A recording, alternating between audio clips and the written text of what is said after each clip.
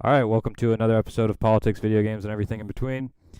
This is your host, Cailean, and I'm here with your other host, Andrew. There you go. You got through it. Yeah, I'm great. We're going to start off by talking about the tax bill that no one has probably read up on because it's impossible to read up on. So far, the Democrats had tried to vote to hold off on the tax plan before they could read it. Mike Pence said no because they might not have they might have been like, oh wow, this is a really bad tax plan had they been able to read it. Oh yeah, probably. The one good thing is that I'm reading that there was a trigger that would shoot down tax cuts if economy doesn't grow, which I'm pretty sure they tried to give massive tax cuts when Reagan was president, and it ended up having the reverse effect and needing a massive raise in taxes. Yeah, that's exactly what this is going to end up doing.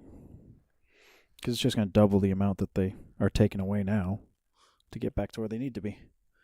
Yeah, and then Trump is going to go down again as one of the worst presidents in history. Not surprisingly. He's already going to get there. I mean, no matter what he does. Right now, I think it would be Bush seen in the public eye. Nah, Bush wasn't that bad as being the worst. Yeah, but Trump hasn't started any wars yet. We're still recovering from the two wars that started when Bush was in office. We're still in one of the countries. That we are. I mean, the Afghanistan war. Yes, 16 years. Yeah, completely pointless Longest. At this point. I mean, yes and no. We can't just leave a country, and we can't let the Taliban grow back again. But, yeah, we're not doing really a whole lot of good there right now. No, we're not fixing it. That's what we need to do. Oh. Yeah, and we're not really getting hearts and minds when we're killing people with drone strikes. No, not at all. It's not. Because if you're a 5-year-old kid whose innocent father got killed in a drone strike, probably not going to be a big fan of the U.S. afterwards. I wouldn't think so. And that's how terrorists are bred. Yeah. If only everyone else understood that.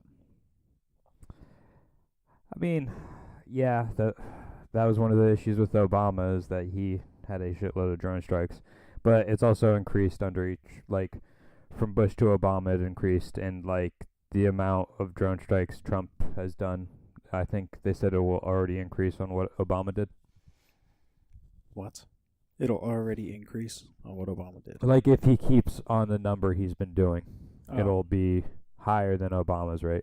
But it probably still won't be as high as it would have been if Hillary was president. Probably. Should be drone striking all of our enemies. I don't think that's a good idea. Foreign and domestic. Jesus.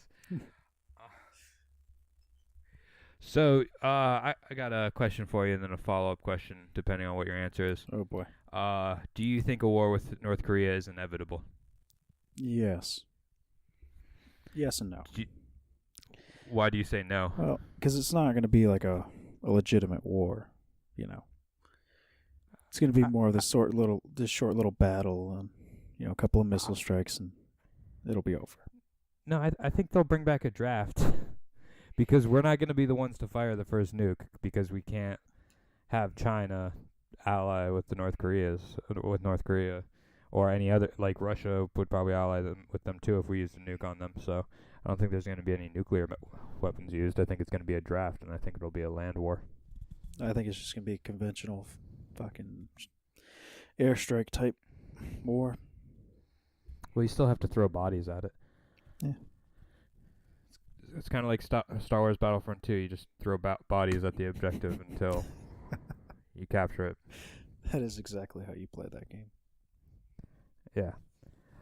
But do you think the war would still be inevitable if Hillary Clinton had won? Yeah. Kim Jong-un's just nuts. He wouldn't be any less nuts depending on the president. Yes, but Donald Trump is also nuts, let's not forget. Well, I'm not saying it wouldn't happen faster with Trump, but it would still be inevitable, regardless of who we have. Well, I can't even remember what he did, but he did something that even like it was something to do with the military that even Mattis was like, yeah, it's a bad idea, and he still went ahead and did it. I don't know what he did. Well, I know one thing: you probably shouldn't go against what Mattis says. I mean, he kind of has been in the military for a couple days, so maybe want to heed his advice. Yeah, yeah, just a couple. Couple good long days. I mean, he hasn't been in since Nam, but I'm sure since slightly after that. Probably joined in what, like the 70s? I don't know, probably. I don't know Let's how old Google he that is. shit. Should I put Mad Dog in the Google search? Yes. Mad Dog Mattis. 1969. Damn. In the Marine Corps Reserve. And he was commissioned as second lieutenant through the Reserve Officers Training Corps on January 1st, 1972. So yeah, it was very possible that he could have gone to Vietnam because I think it ended in 1972. Yeah. Jesus. Probably would have. Yeah. So yeah, he probably should heed the advice of fucking Mattis over any other of your advisors when it comes to shit with the military. Well, it's the whole point of having advisors, isn't it? I mean, yeah, if you're not super egotistical, yes. All right. If you're an egomaniac, then you just want advisors that are going to agree with you. Yeah. Or a child. A grown man child. Yep. Fuck, I heard a joke today and I can't. Hang on. Gotta say this joke. Shout out to whoever it was on Reddit that posted this, but my internet's being slow as fuck. Oh, of course it is. Why will the Congress never impeach Trump? Why's that? Because the Republicans always insist on carrying a baby to full term. That's great. I mean, it's accurate. But I did hear. So when I was at Thanksgiving with my family, they said a good point is that Democrats are always very quick to attack other Democrats if they don't 100% agree with them. Yes, they are. And yeah, because my aunt was talking and she was like, "Yeah, I'm not gonna get mad at someone because they're pro-life if they're like Democrat." She's like, "That's just kind of not helping." But there is a lot of Democrats that are like, "Oh, what? You're pro-life?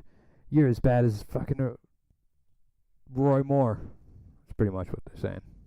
Yeah, it's one of those weird things where it's like if you're not super liberal, then you might as well just be a Republican. Yeah, and I don't know if the Republicans are much better. They have the alt-right now, which it's like if you're a Republican, it seems like you have to be alt-right. It almost seems like a battle for who's more liberal. Yeah. Yeah, you see that thing? I don't know if it was real, but it was on Facebook, like fart rape or something. What? Yeah, Fart rape. I'll read it. I don't think it's real, but it was like something Doesn't about sound real at feminism. all. Yeah, well, I don't think it is, but let's see what it says. It was on Bamf memes. Yeah. No, like There they you go. shared it from like a super liberal page though. Like someone had.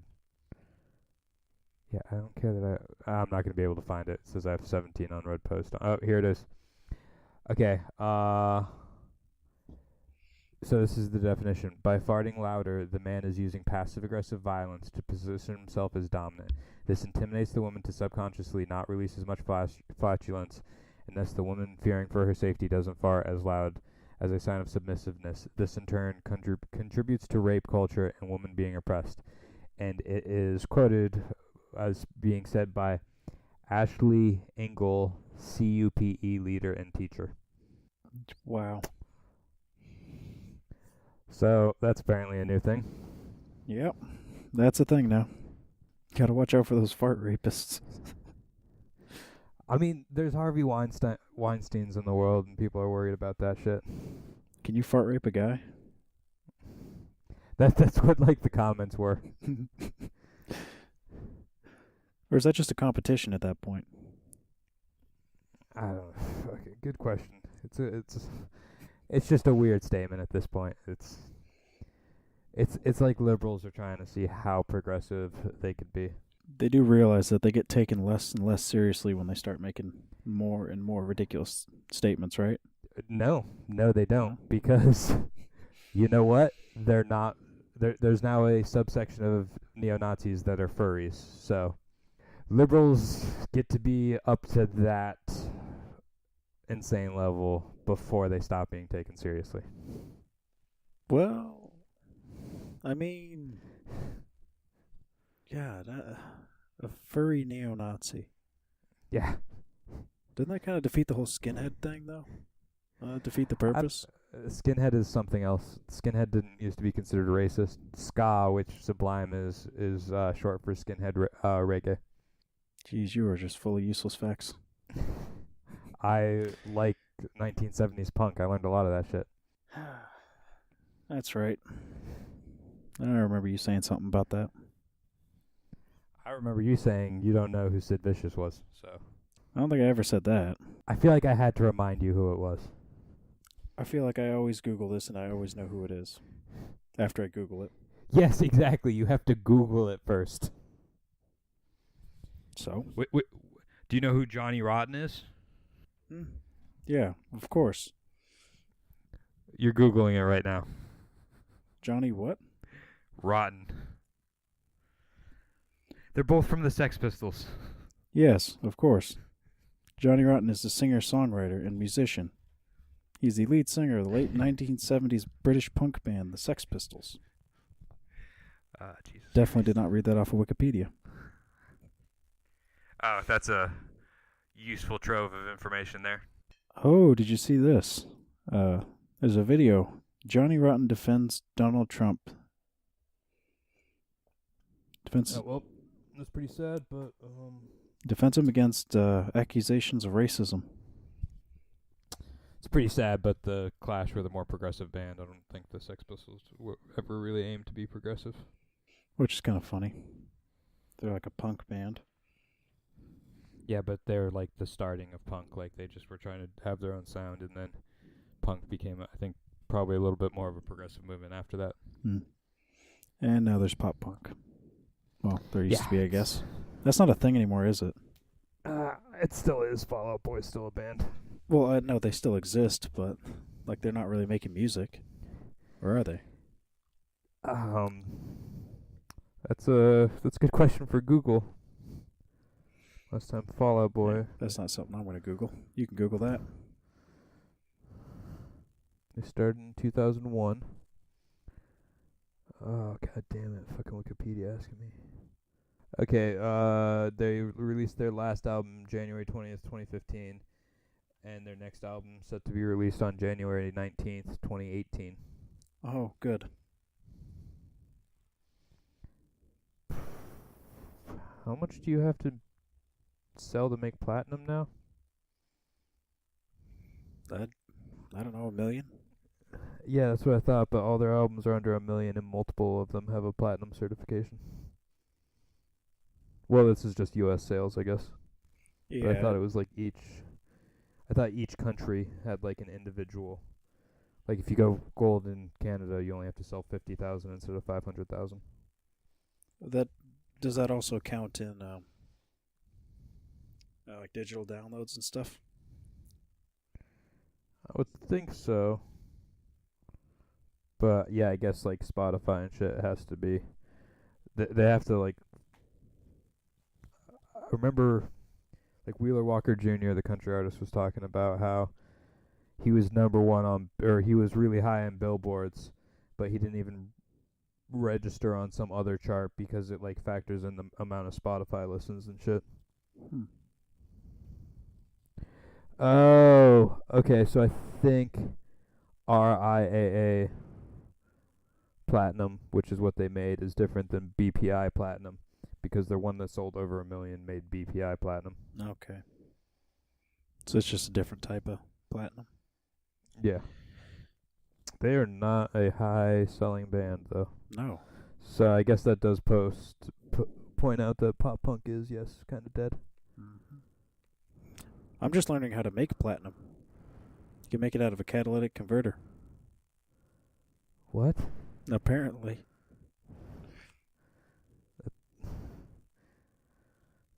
I feel like whatever you're talking about is illegal. It feels illegal, but platinum can't be, right? It's not like it's some illegal chemical. Are you sure some meth head didn't just trick you and he's like, yeah, give me that platinum, I'll give you like $10 a gram for it? Oh, God. Is platinum the new name for meth now? Yeah. Gross. I mean, you guys have meth problems up in the Northeast, don't you? Or Northwest? Meth is a problem everywhere. Yes, but it's heroin here. I thought over there it was meth. Well, anywhere you got a trailer park, it's going to be meth, right? Yeah, I guess. I just don't know why heroin. So I don't really understand why either of those drugs are so big. I've never had a desire to do either. I don't know. I feel like heroin would be fun one time. Yeah, that's what everyone who is addicted to heroin said the first time they tried heroin. Yeah, I was going to say there's no way to do it just one time, though.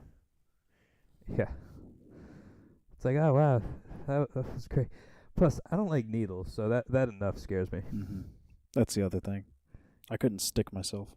Not for something like heroin, anyway.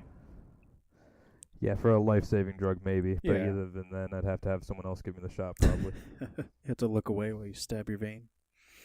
No, like, if someone was like, you have to stab this knife into your arm, or you'll die, I probably could do it. But if someone's like, you have to stab this needle into your arm, or you'll die, I'll be like, can you do it for me? Yeah, like looking around the room. You, come here. Stick this in my arm. Exactly. Like, there's just something about a needle. I think it's just 'cause it's like so small that it's like, that shouldn't pierce your skin. Maybe. The bigger the needle, though, like the more blunt it looks. Yeah. Like, it Well, looks like butterfly. They used a butterfly needle to take my blood once, and that wasn't bad at all. You're talking about the one with the little plastic butterfly wing looking things? I don't know. They're just the smaller ones. No, I think that's the one. Because then that's It's when not they what attach they to the blood normally bag. Yeah. It's not the one they normally use. Like when you give blood, they give you that big ass one. Well, sometimes. Sometimes they use that, or they use like this one. I think it has like a weird little box on looking. Yeah, I don't really look at them. I have a fear of needles. I can't watch them going into my arm. Oh, I watch them do it all the time. Especially when they like dig around because they can't find the vein. Do you give blood a lot or something? Sometimes. It's just a pain in the ass because they'll miss my vein a lot. Yeah, 'cause they always have that new person working who's like, "Yeah, I'm just learning how to do this. Would you mind if I?" That's what happened when I was at MEPS the first time. Like this lady goes into her little spiel. She's like, "Hi, I'm in training. Are you perfectly Are you comfortable with me taking your blood?" And I was like, "Sure." She completely missed my vein. The other guy was like, "Oh, sometimes you can dig around and find it," which hurts a lot worse than just taking it out and re-stabbing me. It's because He it ended up feels horrible. Yeah, and then he had to take it out and do it again. Well, also, those nerves that they're hitting in there probably are really never touched by anything, so they're probably really sensitive. Mm-hmm. Definitely. It's like if you get burned a lot, you're going to be used to the feeling of getting burned. Doesn't work for heartbreak. True. I mean, unless you're a hoe, I guess. Then why would you ever give someone your heart?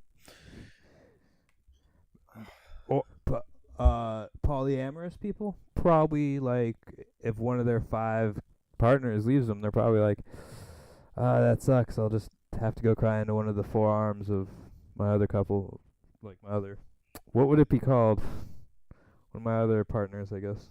Yeah, partners. Yeah. So, I mean, there's certain things where heartbreak probably doesn't matter as bad. There are, I guess. But then, is that really heartbreak? Did he really love them? Did he really love 5 women at the same time? Yeah, I'm not gonna be the one to say that polyamory is wrong. I'm not saying it's wrong. I mean, to each their own. You do. Yeah, exactly. Who am I to say that they don't really love those 5 people? I don't know. As long as everyone knows about each other, what's the problem? Yeah, fair enough. What happens between 3 to 20 consenting adults is none of my business. I was listening to this podcast and they had this dude on that was polyamorous, and he sounded like he had a lot of partners. I mean, if you're gonna do that, you might as well go all out, right? Yeah, well, it was like weird. Like him and his girlfriend were dating this married couple, but he was like, "Yeah, I'm not as attached to them as she is," and I was just like, "Wow, this is weird." That's a good money making scheme. How so? Well, you get 20 people together in a house, right? And if all 20 people are working, like you're making so much money. You just split it, you know? You get all socialist with it. Spread the wealth. So you're saying you would be polyamorous just for the fact that you wouldn't have to pay as much money? Just because the socialism, yes. Jesus. No, I'm just saying it's a good idea. I wouldn't do it, but But there's gonna other be people like that. could. One person could be like a college grad and making like $50 an hour, while like one person could have only a high school education and be making like $10 an hour. So you're saying that's not a good idea, is what you're telling me. No, it probably is not a good idea. Huh. Interesting.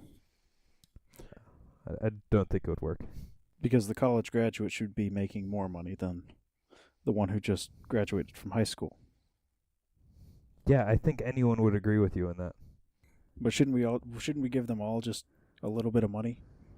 All like the same amount? Yeah, I'm To for start off with, universal. yeah. I'm for universal income, but I'm not for a high school graduate making as much as a college graduate.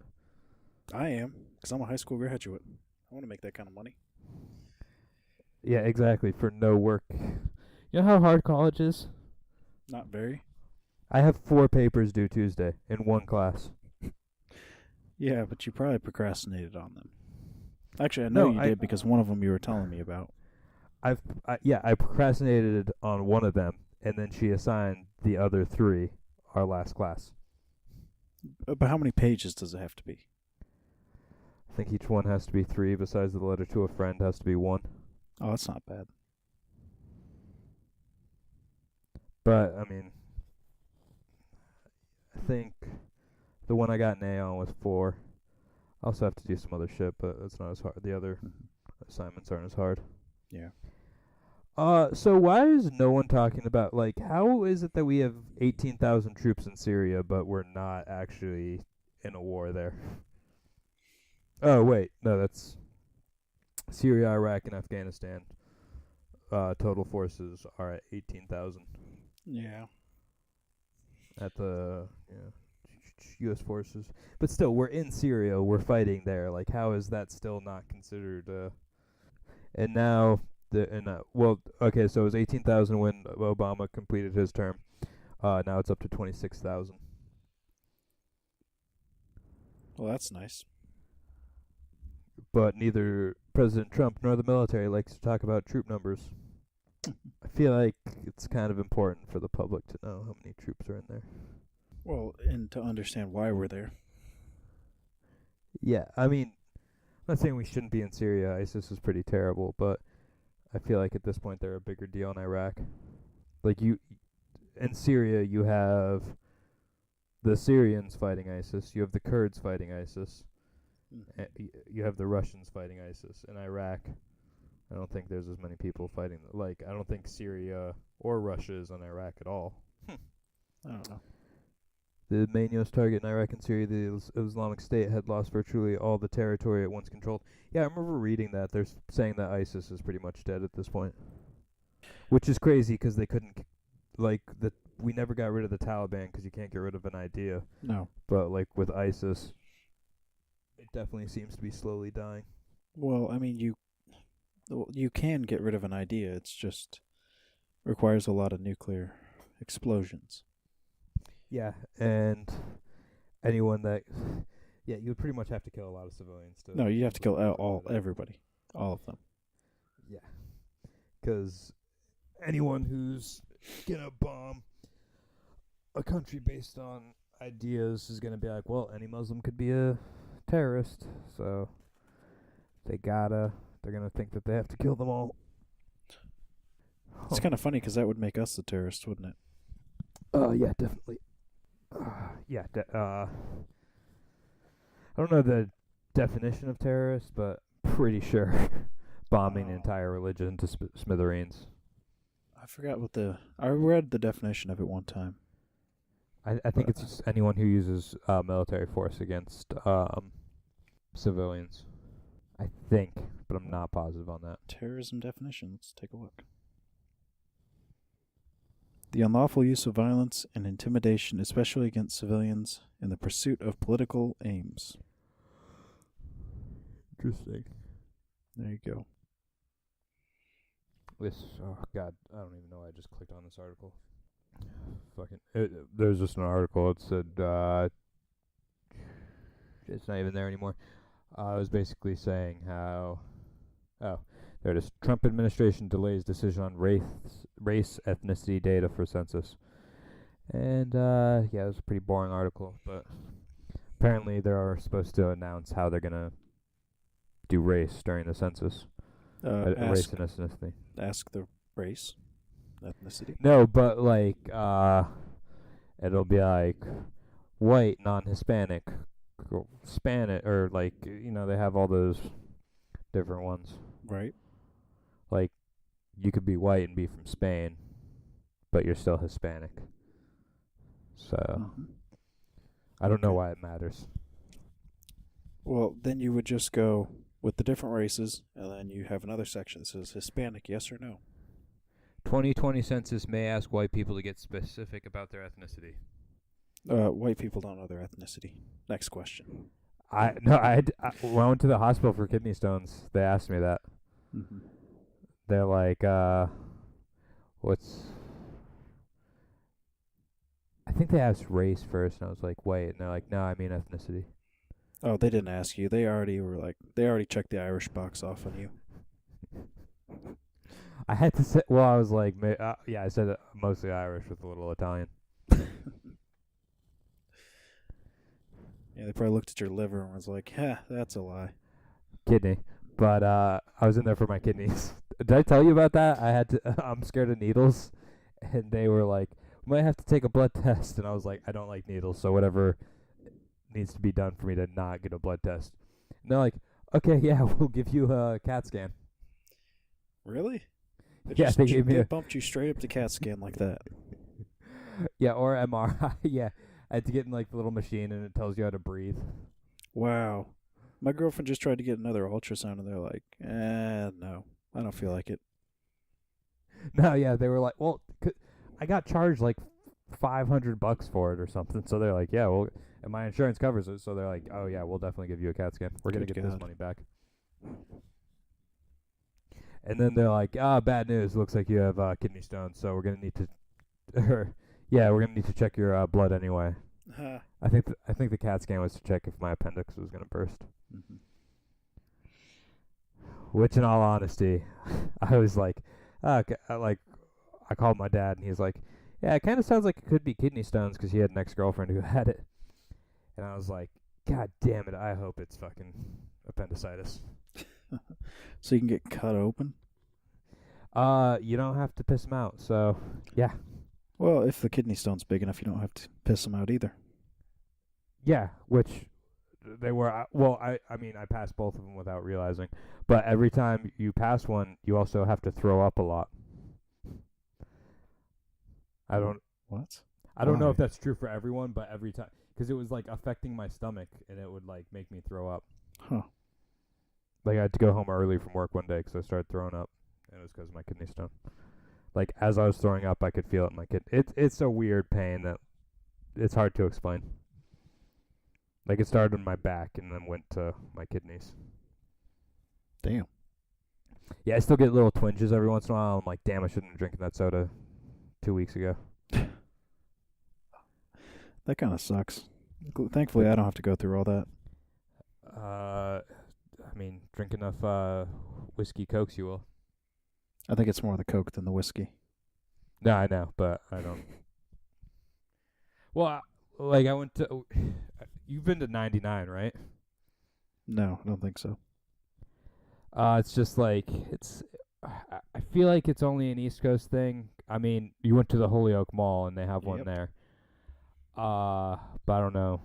What you went there? What 7 years ago? Yeah, Six, 2012. 6 years ago. Yeah. So yeah, 5 years ago. So I don't know if it was there then. I mean, it might have been. But I go in and I'm like, oh, can I get an old fashioned? And they're like, yeah, we don't have that. And I was like, all right. Or they're like, we don't have simple syrup or bitters. So I was like, all right, let me get a Manhattan then without bitters, which tastes terrible. But I mean, it's just so much easier to just go into a place and order a whiskey and Coke rather than try to get like a drink that tastes good that's like not really terrible for you. Yeah, it's pretty much impossible. Yeah, so Unless you go to like a nice bar or something. well, I like Maker's Mark, and I got the Maker's Mark Manhattan. They didn't put enough sweet vermouth in it, so it really just tasted like Maker's Mark. For some reason, have you ever had Maker's Mark? I think so. It's a very sweet whiskey, and for some reason, this was not sweet at all. Oh, I wonder why. Yeah, and I ended up chugging like 5 ounces of bourbon. You know so I what? was just like, yeah, this is terrible. It's probably because it wasn't actually Maker's Mark. Like one of those 'Cause, bars that fucking yeah. puts like the cheap whiskey in the Maker's Mark bottle. Exactly. Yeah, that's probably what it was. I'm willing to bet that's what they did. Yeah. Yeah. Did you see Arby's bought Buffalo Wild Wings? No, I didn't. That's awful. Yeah. Well, I don't know how long it was. Someone shared something on Facebook and it was like, Arby's buys Buffalo Wild Wings for $2.9 billion. And someone commented, where the fuck did Arby's get $2.9 billion from? They got it from like 3 roast beef sandwiches. Yeah. Arby's. Let's see. Arby's buys. That means the cheap wings are done then, isn't it? Yeah. Arby's to acquire Buffalo Wild Wings for $2.4 billion in restaurant shakeup.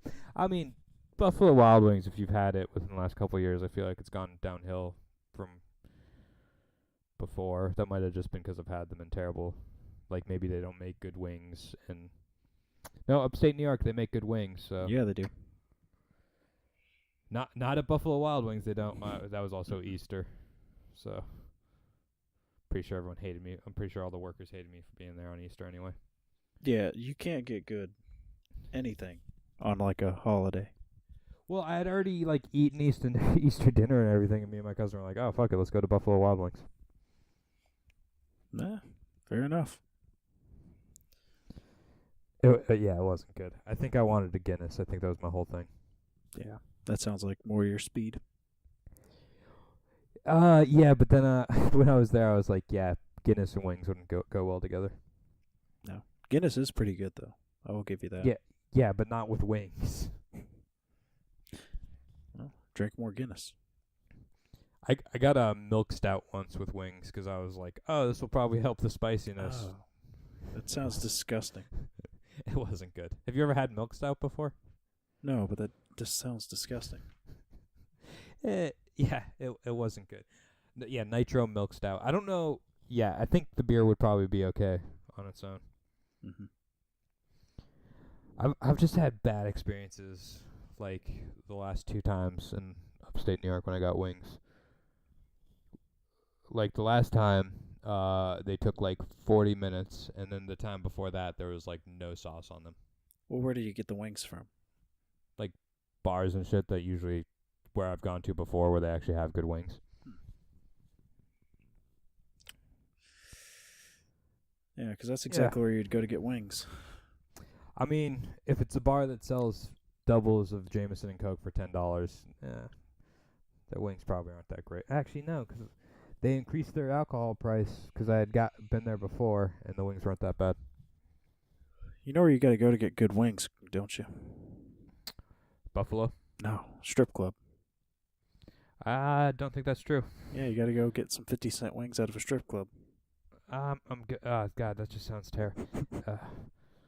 If you could get chlamydia from eating wings, that's how it would happen. That is 100% how that happens. Oh shit! The Jets beat the Chiefs today. Yes. Yes. Fuck that. Chargers also are winning too. Son of a bitch. That means it's going to be a three-way tie for first between the Chiefs, Chargers, and Raiders. Let's see how the Patriots are doing. They're beating the Bills 23-3. They beat the Bills 23-3. Never mind.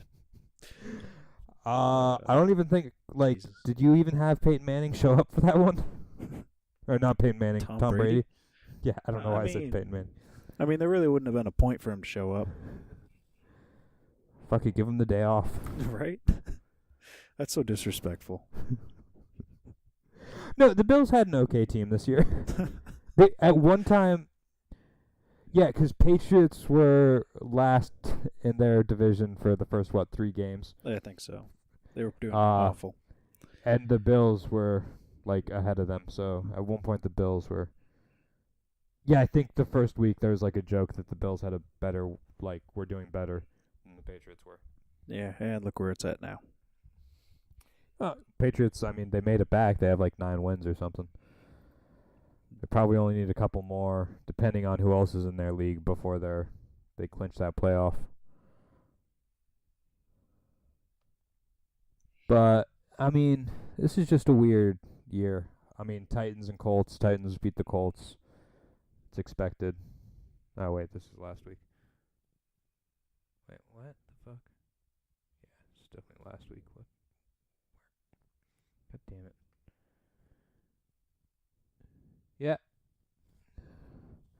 Yeah. Raiders are beating the Giants 10-7. That's not really surprising. They finally benched fucking Eli Manning, the only starting quarterback to have 100 losses.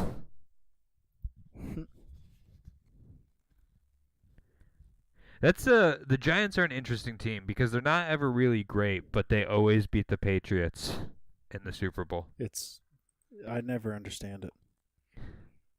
It's like, hey, this team's pretty terrible, and they're going to play pretty much one of the best teams currently in the NFL, and they're just going to smash them. Yeah. It's like the Dolphins, though. Like, we're playing the Dolphins Monday, and we're going to have a tough one on that one. You mean next Monday? Yeah. Next Monday. Not this Monday. How are you going to have a tough one, though? Like, the Dolphins... Oh, it's the Dolphins, right? You wouldn't think it would be that difficult. I mean, they fucked up by not taking Colin Kaepernick. I think they were going to for a bit, and then they're just like, nah. Which might have been a mistake. Colin Kaepernick would make a good second-string quarterback. Showing up and not doing anything? Yeah, I mean, not that. I'm just saying, like, if you need him, he can make points. Like, he's not going to be as good as your starting quarterback. Like how people were saying when Derek Carr broke his back, the Raiders should take him. So that, he could play for Derek Carr. And then the Raiders were like, no, we're just going to have our franchise quarterback go back out there with a broken back, see how he does.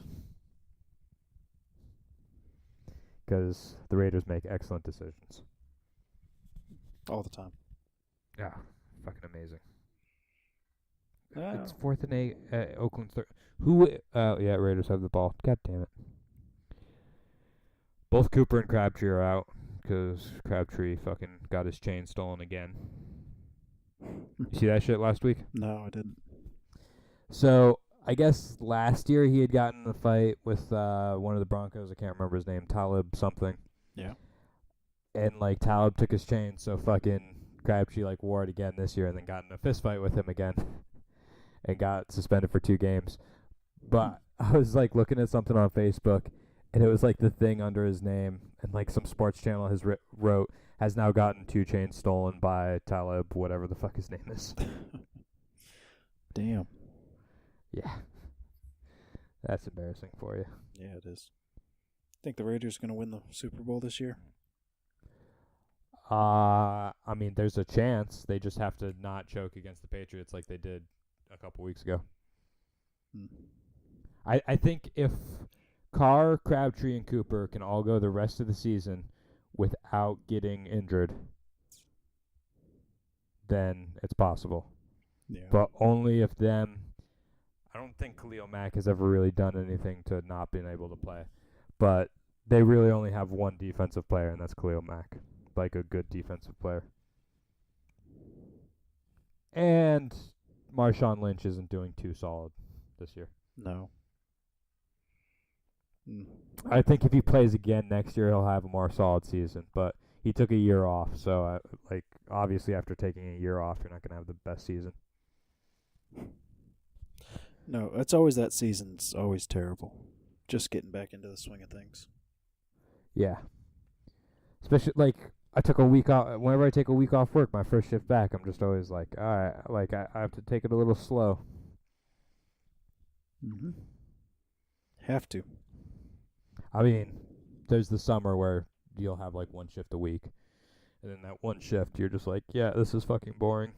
Or not, this is boring. This is fucking weird to be back in. It's not me for the summer. Me, I'm working 29-hour days. Yeah, but then in the winter you probably don't work that much. Where I have to work Christmas parties every week. Yeah, I just rent stuff out to their Christmas parties. Fun stuff. Yeah, but what? That's well, you have a set schedule, don't you? You're always gonna work 4 days a week for 8 hours, no matter. Sorta, yeah.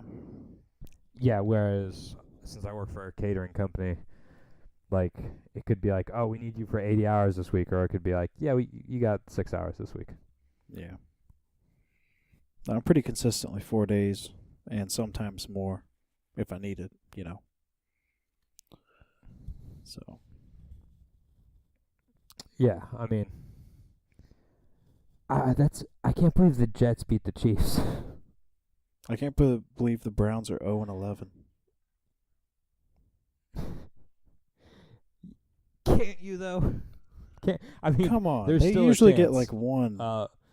They get one petty win. Usually. No, I'm saying there's a chance they could win this game because it's against the Chargers, which, they're an team this year. Well, I mean they're about to be tied for first, so I guess they're a little better than but they're only 9 points behind them, so I guess they could beat them. There's still 2 quarters left.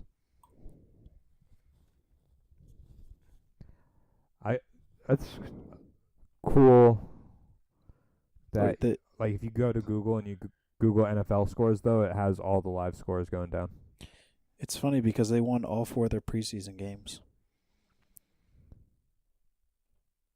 I mean, the Raiders lost all of their preseason games, and they're having an okay season. They blew out the Bears. Yeah, but also if you have your starting team going out for preseason, you're not going to have a very good preseason, I feel. Or if you have your starting team go out, you're not playing against teams who are having their starting team go out. No, you're not. This is a great this is a great chance for our fucking third string wide receiver to try to get some catches, see if he can run some routes. Mm-hmm. When I was when I had Madden 10 or 11, one of the last years I bought Madden, I did Ultimate Team, so fucking draft Tom Brady onto the Raiders. I was the Raiders, but it's not actually the Raiders because you're just drafting random people. Right. It's basically like fantasy. Drafted Tom Brady shit on. Went to the Super Bowl first season, won it. Then I always sim the preseason games. Second season, Tom Brady has a season-ending injury in one of the preseason games that are simmed. Well, it's they also added that shit now your players can have unexpected injuries, break their leg getting out of the shower. It's what the fuck? Why are you going to add that in? That is... God, that is terrible. Fuck. Giants are actually moving the ball. Well, yeah. Do you think this is Eli Manning's last season? I don't know. How old is he? It's not that he's old. It's that, if he doesn't go out at this point, he's not going to go out as a good player. He's not even starting this week.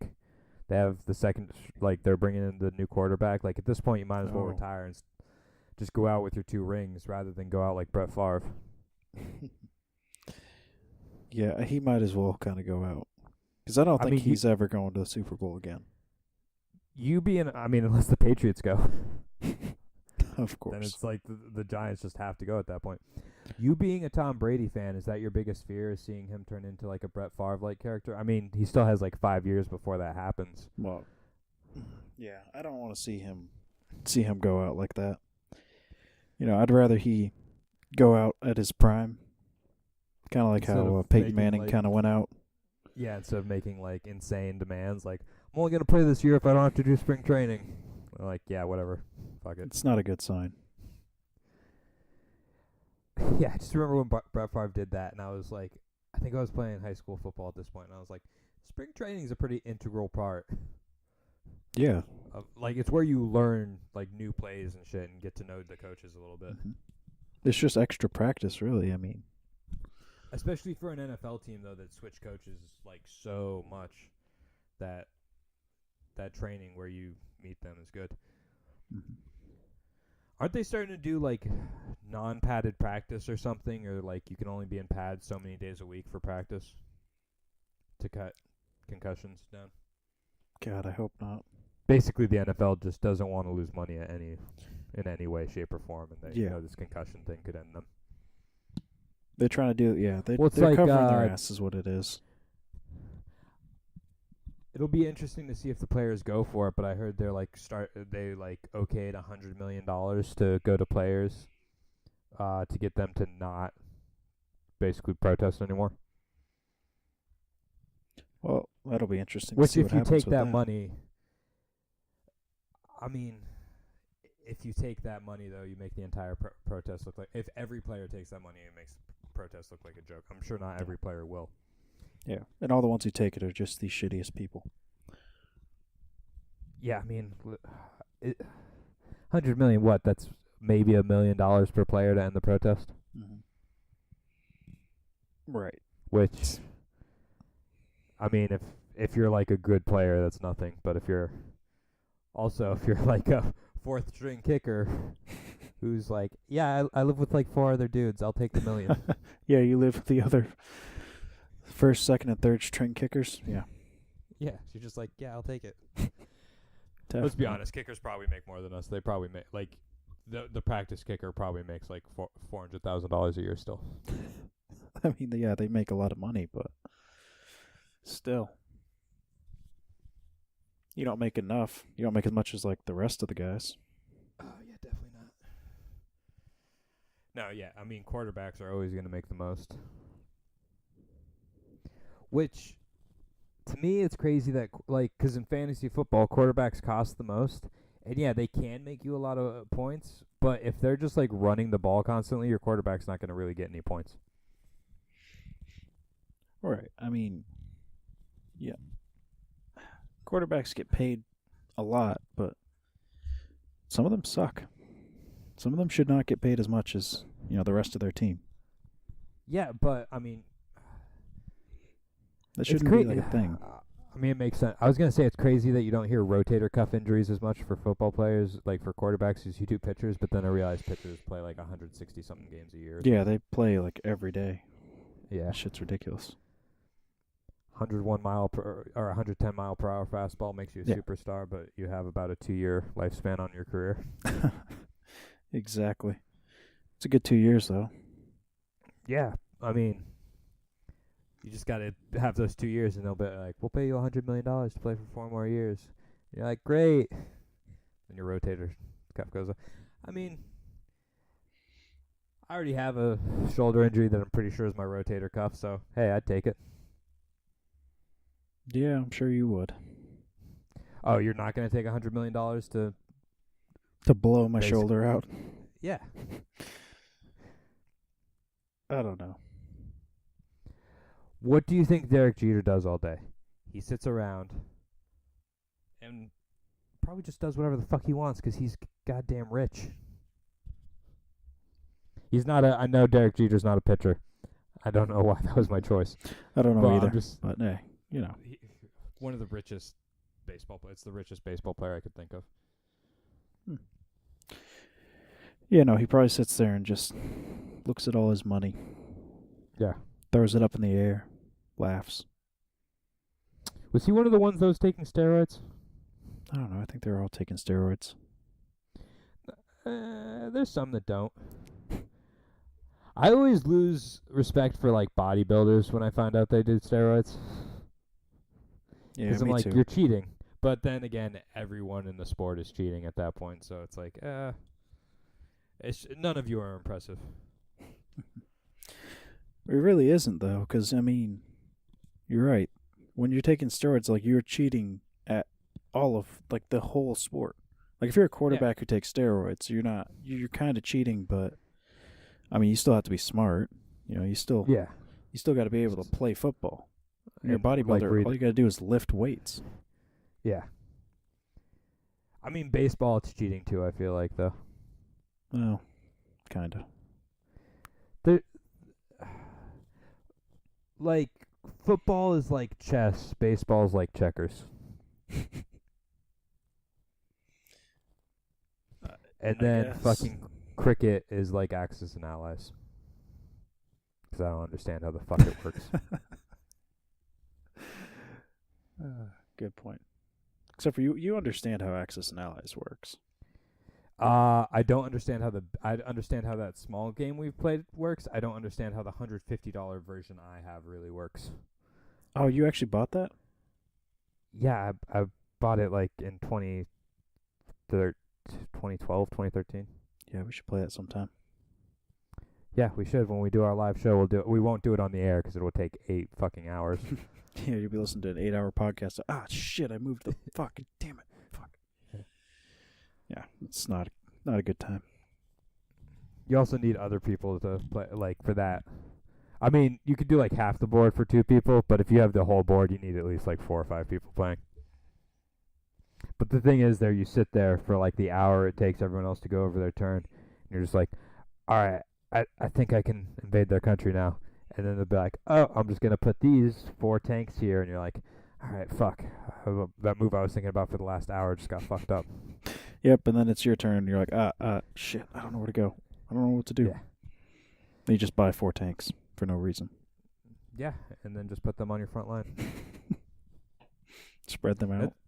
That's one of the most annoying games to play as... That's weird. It's one of the most annoying games to play as the fucking Americans in. Yeah. Because you gotta just buy constantly transport ships, and they just get sunk all the time. Yeah, you got to transport it with like all the rest of the ships you get. Yeah. Yeah. Playing as the Germans is kind of fun. And the Russians. I mean, yeah, and the big one is totally different. The Russians aren't going to get eliminated immediately. The Russians don't necessarily get eliminated immediately in the small one either. There's also an Australian army and a French army in the big $150 one. Yeah. I mean, it's 2 board games, and together they cost $150. Is there an Italian army? Yes. Nice. There's also a Chinese army, but you're not allowed to buy anything. One of your pieces you have to borrow from the Americans. Oh my god. And you actually have an income. The first time I played, I didn't realize you weren't supposed to buy. No one realized the Chinese weren't supposed to buy anything. So I was doing so well as them that I actually bought them a factory and was like churning out units and shit. Mm-hmm. Well, that's But dumb. yeah, they're... Well, in the small version, it's just like those 2 countries that you have as the Americans that like are in China. Yeah. But instead, they just have Chinese soldiers that are fighting the Japanese. Well, what's the point of playing as the Chinese if you can't buy anything? It's just it's hard to explain. It's basically like you can attack, but you can't buy anything.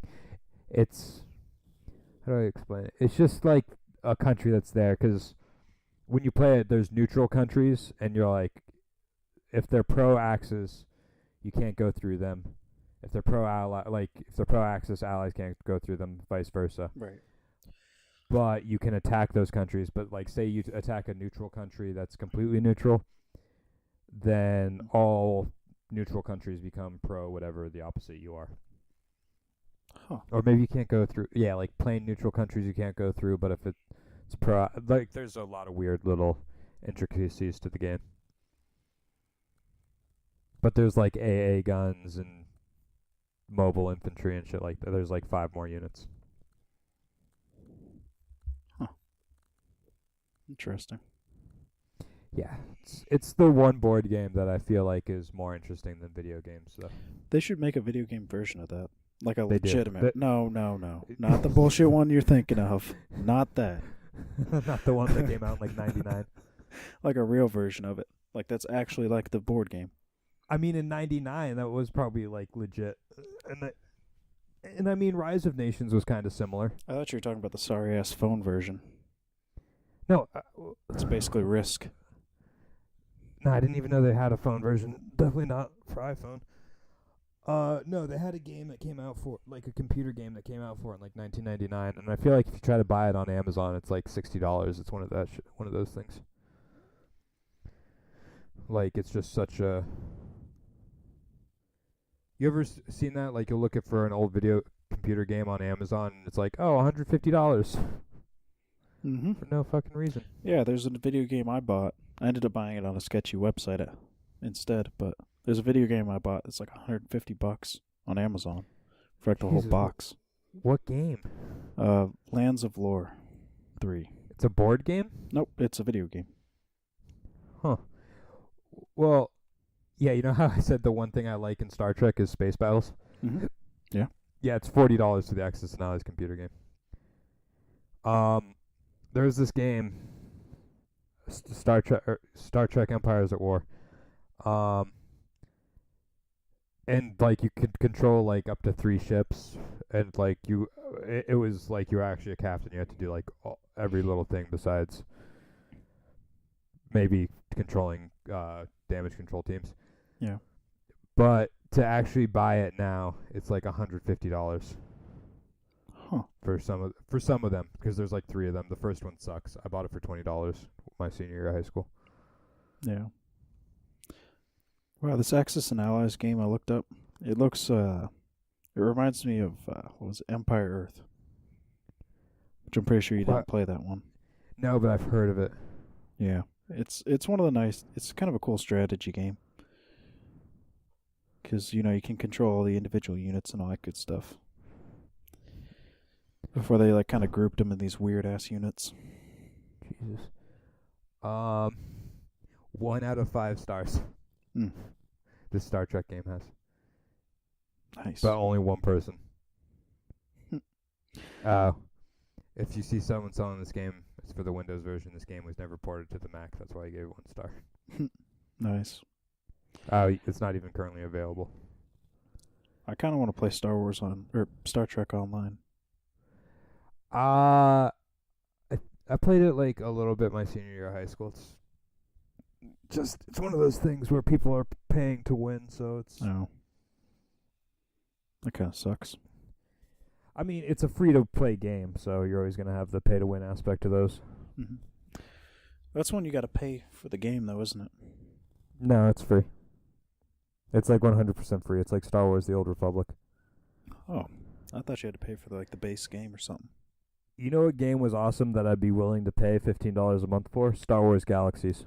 You ever play that? No. Oh god, it wasn't like a World of Warcraft like rip off. Like it actually had its own system and everything. And then they stopped it for the Old Republic, which I don't even understand why they still make. Because Disney's like, yeah, this game's not canon anymore, and they're just like, yeah, fuck it, we'll continue making it because EA likes their money. That they do. Yeah, let's get into this. Let's cool. talk about this loot box controversy. $3 billion down in value. EA's lost $3 billion in stocks. Because in all like this loot box stuff. In a week. Yeah. And now the CEO of Take-Two Interactive, who is the publishing company for Rockstar, says that they don't see loot boxes as gambling and fully intend to put it in their games. Doesn't even really make sense because you're not the law. You can't decide what gambling is. Yeah, that's Like, true. officer, I have this illegal blackjack going on in my house because I don't consider it gambling. Yeah. I don't consider blackjack a game, so, you know. Yeah, exactly. Um, No, it's ridiculous. But what I don't understand is why is it so much controversy over Star Wars loot boxes. But then Call of Duty was making ones with like just game ruining guns in it. And nothing got made of that. No, but they did. There was a little bit of controversy over it, but the Activision fixed that almost immediately, didn't they? No. Infinite Warfare had like ridiculous guns in it. Oh, I thought people Like got you mad get about. variants of guns and shit that were just I mean, breaking the game. but did you know what you were getting, or was it like, oh, you're gonna pay, say, $2 for this, and you could get something really good, or you could get something really bad. Well, I mean, I think it was that the different boxes would say, has a chance to get one rare item and two common or whatever. But you never really know what you're getting either. Yeah, but with Star Wars, it's like this comes with 5 items, could be rare, could not be. But they're all With items. Like they're all. It's not like Well, you're gonna think get 5 terrible items. like with the battle packs in Battlefront or Battlefield, which I had premium, so I got them for free. But with the battle packs, it was like there was gold, bronze, and silver. So you Yeah. knew it was more of a breakdown. Where with Star Wars, it's just like completely random. If you buy the $5,000 credit crate or the 2,000 credit crate, you have the same chance of getting the same stuff. Yeah. But it's all just like add-on type stuff. I mean, it's like it's just for the star cards. Yeah, which, like, I remember watching this video, and I know this isn't all Battlefront players. Maybe some Battlefront players like star cards. But, like, this guy who was a pretty big YouTuber for Battlefront took a poll, and people were like, yeah, we don't want star cards again. Like, just let us customize our people. If we want to put a jetpack on them, like, just have that be, like, our accessory. Don't fucking make it these star cards that are stupid. Yeah, I agree. I think you should be able to pick and choose instead of having it to where you're buying. You get a certain amount of points, you get a rocket troop guy. You can use him. Yeah, There's a certain amount of points you can use a Wookiee. Yeah, that was like because in Star Wars Battlefront 2, you had both of those, but they weren't really like better. Like it's not like the Wookiee was great. The only thing was the bowcaster was powerful, but it was the same as the shotgun that another class had. Yeah, exactly. But that was also a game from a lot of years ago. Yeah, each one. But the thing is, it's sad that was more in depth. It had Galactic Assault. It had like these 10 class or like these 6 classes of guys, like, and it all evened out perfectly. Mm-hmm. That's what bothered me about this one is that it's really kind of one game mode. Yeah, like that was part of the fun of Galactic Assault is like trying to get your drop ship over to the other side, so you had a command post inside their base. Yeah, so that people could get in, shit like that. Or like the space battles were so much fun because you can go fly in the enemy ship and blow it up from the inside. Yeah, now they're like, oh, you guys, we heard you about space battles, we understand. And then they just did the same mode that they had in Battlefront, which was like a dogfight mode, but they just moved it to space. Yeah, it's terrible. They don't care at all what we as the consumers want. No, and then they're like, we can't do out. Galactic Conquest right, and like so we're gonna wait to put it in. And at the same point, I'm just like, look, you can make Galactic Conquest with the space battles you have now. It's just gonna suck. Like just have the enemy ship is now the objective. It's gonna suck, but whatever, it works. Half the time when you did space battles in the original one, you were just flying a bomber to try to destroy the ship anyway. Yeah. Well, some people. Oh, if I wasn't if I didn't play as a Marine, I would fucking try to be the bomber the whole time. I like flying around like the interceptors and just shooting everybody down. Yeah, but that was like one point where you had to get like 150, and the only way to really get that was to completely destroy their ship. Mm-hmm. Yeah. But yeah, I definitely think even if you just do it for like at most 2 players online, Galactic Conquest could still be a lot of fun. Like, oh, let your friends play against each other. That would be a good. That's a good way to do like a 1v1. Is to Yeah, do Galactic Conquest. or even just do 4 players max, because that could get annoying. Because Galactic Conquest could take like 4 hours, so people might have to like leave and shit. Yeah. But even just like 2 versus 2 would be fun. I don't think you would be able to do anything more than 2 versus 2. Well, I mean, you could do like a whole 64-person battle of it. No, but yeah. So one player gets elected to like move the ship and decide where you're attacking. Let's be honest. If they put Galactic Conquest in, it's just going to be a list of fucking maps. Yeah, it's going to be a playlist. It's going to be the exact same game as what we're playing currently. Yeah, that's what's kind of annoying too. Is like, oh, originally like if you had Naboo, both eras were able to be in it. Because I don't give a fuck about the new era. I don't care about the Resistance and the First Order. It's still the Rebels and the Empire, just with a different skin. Some of them don't even have different skins. Yeah, I exactly. noticed that some of the stormtroopers just have the same skin. Yeah, It's fucking It- it- terrible. it's ridiculous. I think the sniper is different. Yeah. I think that's about it. I'm just And tired of the- seeing Rey, Yoda, and Luke all fighting together. Yeah, that's the thing. Well, here's one of the things. They're like, oh, we're not doing customization because it might mess with the canon if you see a pink Darth Vader. Hey, you know what messes with the fucking canon? Darth Vader on Naboo during the Clone Wars. Yeah. Exactly. Fighting for the Separatist. Like,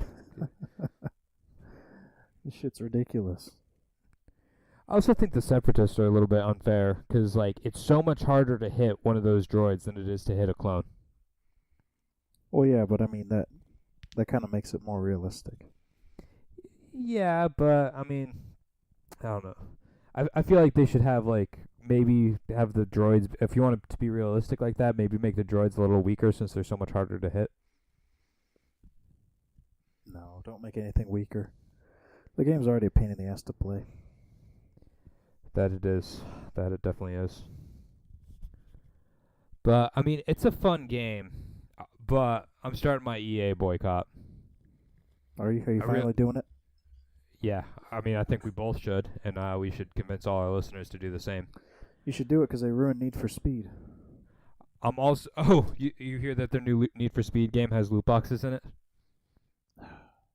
I am getting Shadow of War for Christmas, which I don't think is EA, but I know that they have loot boxes in it. Why is that just the standard now for games? Because it's fucking ridiculous. I don't know why Red Dead can't do the same thing that they did, like with the shark cards. Warner Bros. And Activision. Or no, just Warner Bros. My bad. Who knew that Warner Brothers could make such a good game? Nobody. My supervisor just texted me, my eyes hurt watching the Raiders. But they're fucking winning. Damn right they are.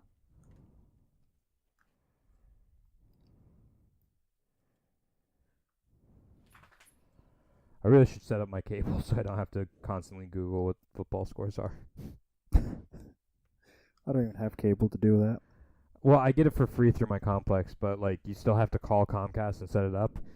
And I've never gotten to the point where I'm just like, it's not even really laziness. It's just the fact that I don't watch TV enough to care. Yeah, neither do I. The only thing I'd ever watch TV for is like sports and UFC, things like that. Well, like I have my Fire Stick, which has fucking. I get Hulu through my Spotify. I have my Fire Stick, which gives me Netflix. I have Prime on there. Like I have everything I need to watch. I just can't watch live TV. Right. It's such a pain in the ass. Yeah, I get it for free, but at the same time, it's just like, might as well just watch it the next day, rather than have to call some Comcast employee who doesn't give a fuck, who's gonna make me take like 40 minutes to fucking sit through his bullshit, just being like, all right, we'll set up your cable box. Like, go to channel 1700, see if it works. Shit like that. Yeah. I want to start a sport-only app. You can get all the sports channels, all the sports shows, everything. All the It's called UFC fights, all that. Well, you wouldn't be able But to do that's it with it. the UFC fights because it costs too much. There's got to be a way to do it. Like UFC and anything that's pay-per-view, I don't think you'd be able to. Yeah, you might have to show just like the preliminary fights and stuff. Yeah, maybe not even that because they still make money off that shit. God. I mean, no one paid for the Conor McGregor Mayweather fight for the prelims, but Fuck no. Like one person pays for all these fights and then puts it on Facebook, and then it just goes viral. yeah. Well, someone put like on Facebook like for the people who are gonna film the Mayweather Conor McGregor fight tonight, remember to keep moving your phone or else Facebook will shut you down. Oh, that's awesome.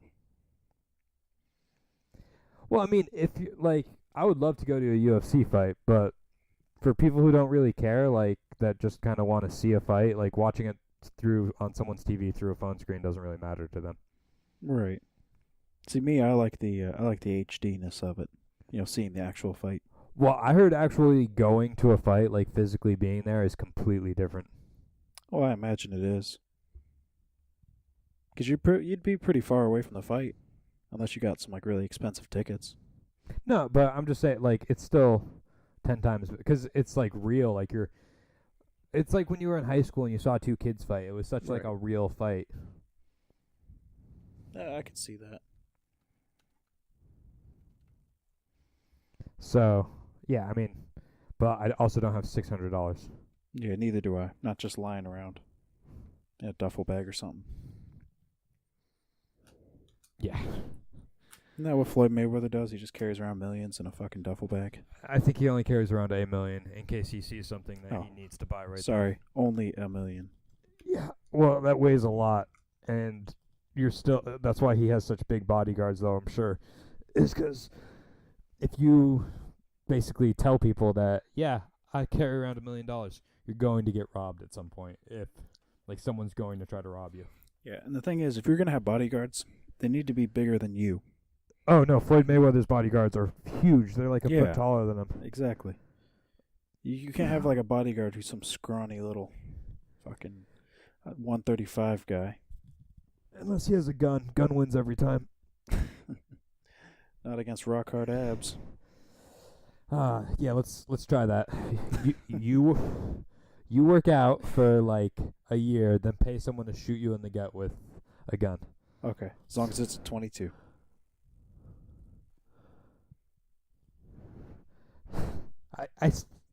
It would still pierce your skin.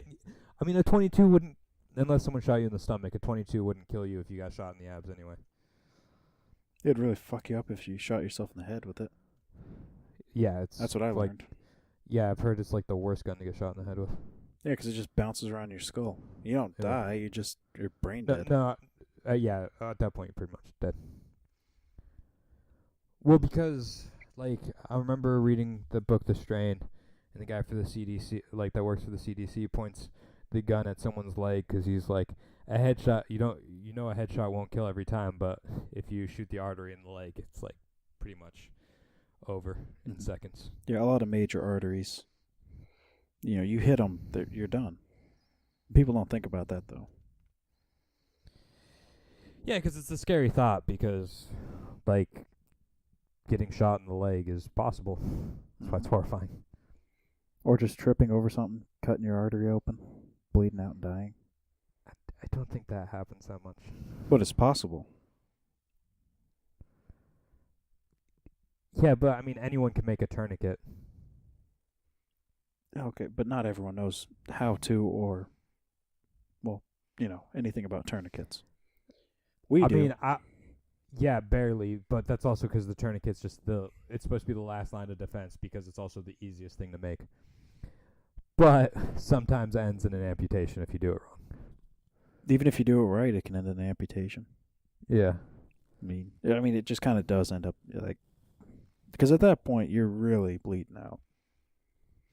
Yeah, but basically all you're doing is holding the artery shut so blood stops coming out of your body. Right. Yeah, tourniquets are kind of like Roman style medicine, I feel like. Very barbaric. Yeah. It's essentially a stick and a rag. Yeah. But hey, I mean, if it's that or bleed out. Do you hear how the Vikings used to tell if like a wound was going to kill someone? No. Like if someone got stabbed in the stomach, they would then eat this really strong onion soup, and then someone would get close to the wound and smell. And if they smell onion, they're like, "Yeah, he's a goner." I guess that makes sense, but I feel like there's easier ways to tell. Well, if you get stabbed in the stomach, like nowadays, even if you make it to a hospital, there's only like a 50% survival rate. Yeah. Because all your So, I contents mean- of your stomach are in the inside of your body and not where they should be. Yeah. That gives you like shit tons of It's like when a infection. It's like when the doctors accidentally leave like a rag or something in someone's body, Yeah, pretty much. which I Or- feel like probably happens a lot more than people realize. Or just pukes into your body and just closes it up. I don't think any doctor has ever puked into a patient's body. Let's hope. I would hope. Maybe in Russia. Yeah, or unless they're like some saw doctor who's like, "Oh, I'm just gonna take out your organs to sell them on the black market." What is that movie, Turistas or whatever? You ever watch that movie? No, I don't think I have. It's like these white people go down to Brazil, and this guy's like, "Oh, come to my uncle's house. We can have a party." And his uncle's like, "Haha, I tricked you. I'm actually going to kill all of you and sell your organs on the black market." Well, that's weird. Yeah, it's a fucked up movie.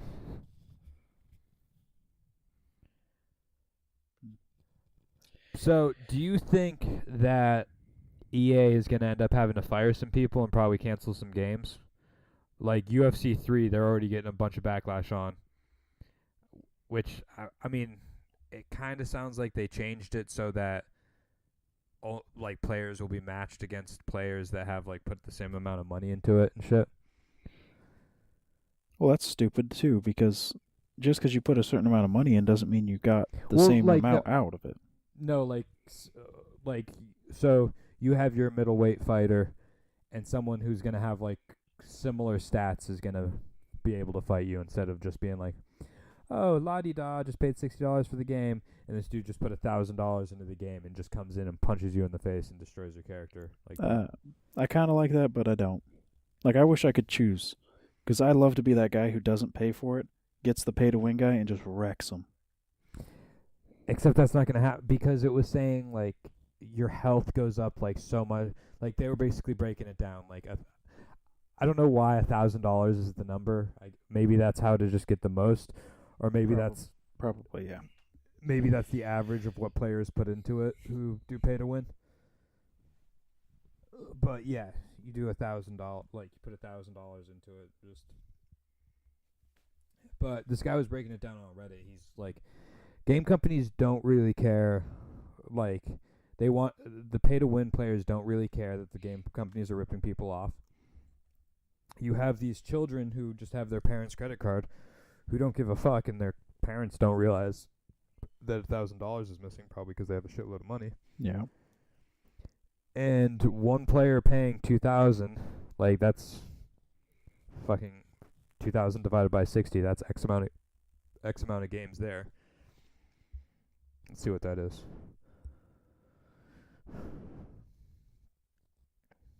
It's probably really easy math. Yeah, it's so for 33 games, like you're getting the same from one player. You're getting 33 players worth if they spend like $2,000. Jesus. Yeah, which is just fucking ridiculous. I just don't understand. How can you spend that kind of money on a game? I mean, I remember hearing about this dude in my squadron, and someone was like, "Yeah, every paycheck, 50% of it immediately goes to Clash of Clans." Yeah, you're telling me about that. See, Clash of Clans is a game that you can spend money on and get zero out of. There's zero enjoyment. There's no progress, really. Yeah, but isn't there some people that are like, or I mean, it's not really a big game anymore, but there was players that like were making like YouTube fucking videos and making shitload of money off YouTube. Yeah. All kinds of people are making YouTube videos off this. How to build a town hall this, how to make an impenetrable base and all that crap. Yeah, and at that point they're putting like $1,000 into it and shit. Yeah, like because that. they're making all that money back. Yeah, which it's like there's the gamer who there's one YouTuber who like pays to win games. Like he did it with Battlefront. And he's like, yeah, I have all this shit. He did it before they turned microtransactions off. And he's like, yeah, I had to pay $90 to have all this. He's like, which is completely ridiculous. Yeah, it's And he's incredibly like, ridiculous. He's like, I have all this amazing shit. Like I'm beating all these players, but I had to pay $90 for it. Yeah. There's He's another like- YouTuber I watch, and he spends shitloads of money on like Call of Duty supply drops, just to bring Yeah. different variants of weapons to make videos out of. I mean, the one guy, like, he's a pay-to-win gamer, but like he's doing it to be anti-pay-to-win. Yeah, just trying to prove a point with it. Yeah, like, oh, I had to put $90 into this to have, and the thing is, it wasn't $90, and like he had everything. He had like $90, and like he had one good class, one good ship, and one good hero. Yeah, you don't get too much out of $90. Yeah. But yeah, it's just ridiculous. I mean, they say they're getting the point, but I don't feel like they are. Like, no one's buying Battlefront 2. No, I want to Which- return mine. You can't. You've had it for too long. And come on, man, it's fun to play.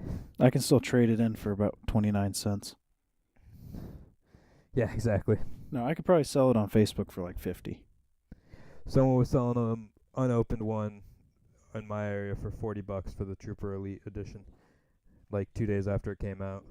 That's You know, funny. that person probably had bought. Well, they had one Xbox One and one PlayStation One, so I don't know what their game was. But I feel like maybe what it seems like is like if someone's son was like, fucking EA bullshit. They're trying to do all these microtransactions, like fuck EA, and someone's like, oh, I already bought them this game. Might as well just sell it on Facebook because they don't want it anymore. Yeah. I don't know. It's not even a good game, though. I feel like online's pretty solid. The story mode's kind of stupid, but I never played the story. I guess it kind of explains what happens between 6 and 7.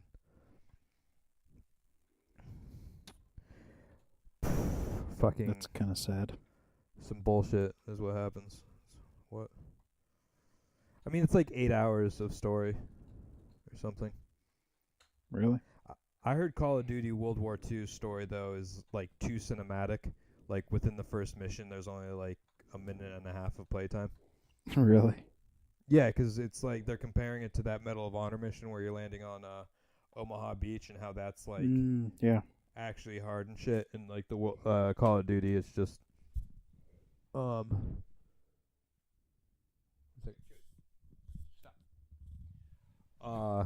and then yeah, fucking like, oh, move a few feet cinematic, move a few feet cinematic.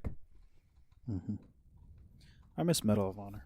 Like games are becoming more movie like. Yeah. I don't know, did you play the last two? Probably. I played a lot of the Medal of Honor games. They weren't World War II ones, they were like we're in Afghanistan. I might have. 'Cause like the first one got in a lot of trouble 'cause you legitly played as the Taliban. And then the second one, the story mode was kind of weak. I didn't even finish it. But online I felt like was fun. But you just like, you could be SEAL Team 6 killing another SEAL Team 6 guy. Like there was no really point to online besides just killing the other team. But like it was like, oh, I'm gonna customize my guy to be my country's special forces, which was kind of cool. Like they had like Polish special forces and shit. Oh, okay, I see the Medal of Honor you're talking about. I played it for like a second. I mean, I liked online with it, but like I feel like I only played it for a little bit before I was like, yeah, whatever, this is cool. Done now. Right. Can't even remember if I had it for Xbox 360 or PlayStation 3. Yeah, I played all like the World War II ones. So, as someone who has owned both an Xbox One and PS4, which one do you like better? Oh, here's the tough question. Because I still own both, and I'm gonna say PS4 all the way. See, I like a lot of PS4. The only thing that I get irritated about is that I want Forza Horizon 3, and I can't get it on PS4. But you can get Gran No, Turismo. it's not the same. No, Forza has also apparently become pay to win, from what I hear. that doesn't surprise me. Maybe that was Gran Turismo, one of the two. Oh, either one of them.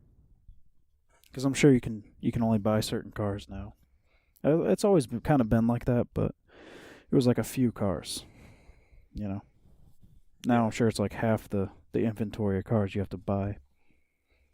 That's ridiculous. Well, it's like I was playing Rock Band at my cousin's house, Rock Band 4, and like it had less songs than the PS2 version did, and you had to like pay $2.99 if you wanted more songs and shit. Yeah, isn't it ridiculous? Yeah, And it's I like was per what- song. Yeah, I was like, what the fuck? Like, there's like 10 songs I could play here. None of them I really like.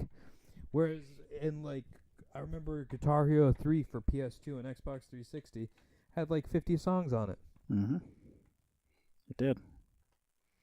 And then you buy like a pack for $15, and you had another 20 songs on it. Yeah, like this one, it's like, nope. Fucking squeezing out every little bit of money we can from people. Of course. Just like, what the fuck? Yeah. Such bullshit. Yeah.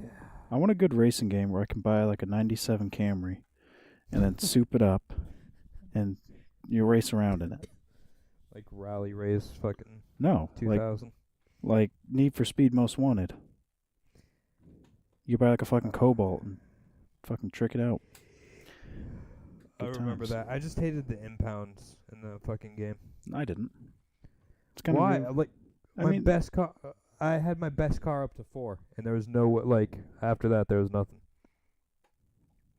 The thing is, though, you can finish a race, and then all of a sudden the cops are chasing you for no reason, because they Well- were in the race. no, because they were following you. Because someone called in a street race. Yes, but then if your best car already has 2 or 4 or 3, depending on how many you put into it, like how many impounds you put into it, Yeah. then you fucking like you're risking it just to do a race. And no matter what, like once the cops do that, put down a spike strip, they're gonna catch you. Most of the times, the cops will catch you in that game. No. You just go the other direction then. Raiders are winning 17-7 versus the New And York also, Giants. when you beat the bosses, you can sometimes get like an impound strike remover.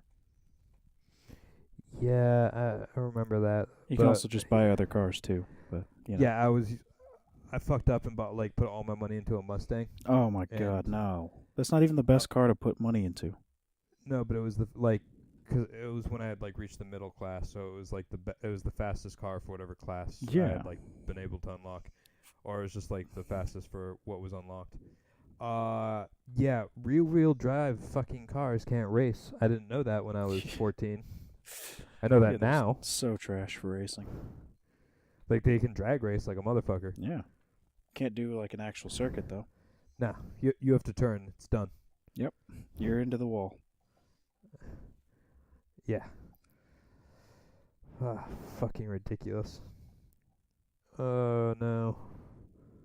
Giants are 2nd and 1 at Oakland's 13. So did you ever play Underground 2? Wait, I might forget. Yes, I didn't play Underground 1. So which one's better, Underground 2 or Most Wanted? Alright, fucking technical issues. You back? What? Are you back? Yep, you we're good. just went dead. Oh, that's You went nice. dead for like 10 seconds.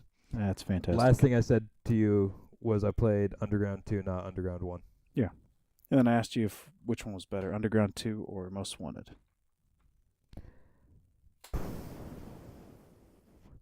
From kind of what I remember, Underground 2, but I did like how like in depth the cops got in chasing in Most Wanted. Mm-hmm. That's the way I feel Because in about Underground 2, like they had cops, but it didn't really have that system. it. yeah. Right. No, they didn't. Right? They did have cops They in didn't have Underground any 2, cops. right? Oh, so that yeah. Yeah, we had no cops, but the customization was really in depth.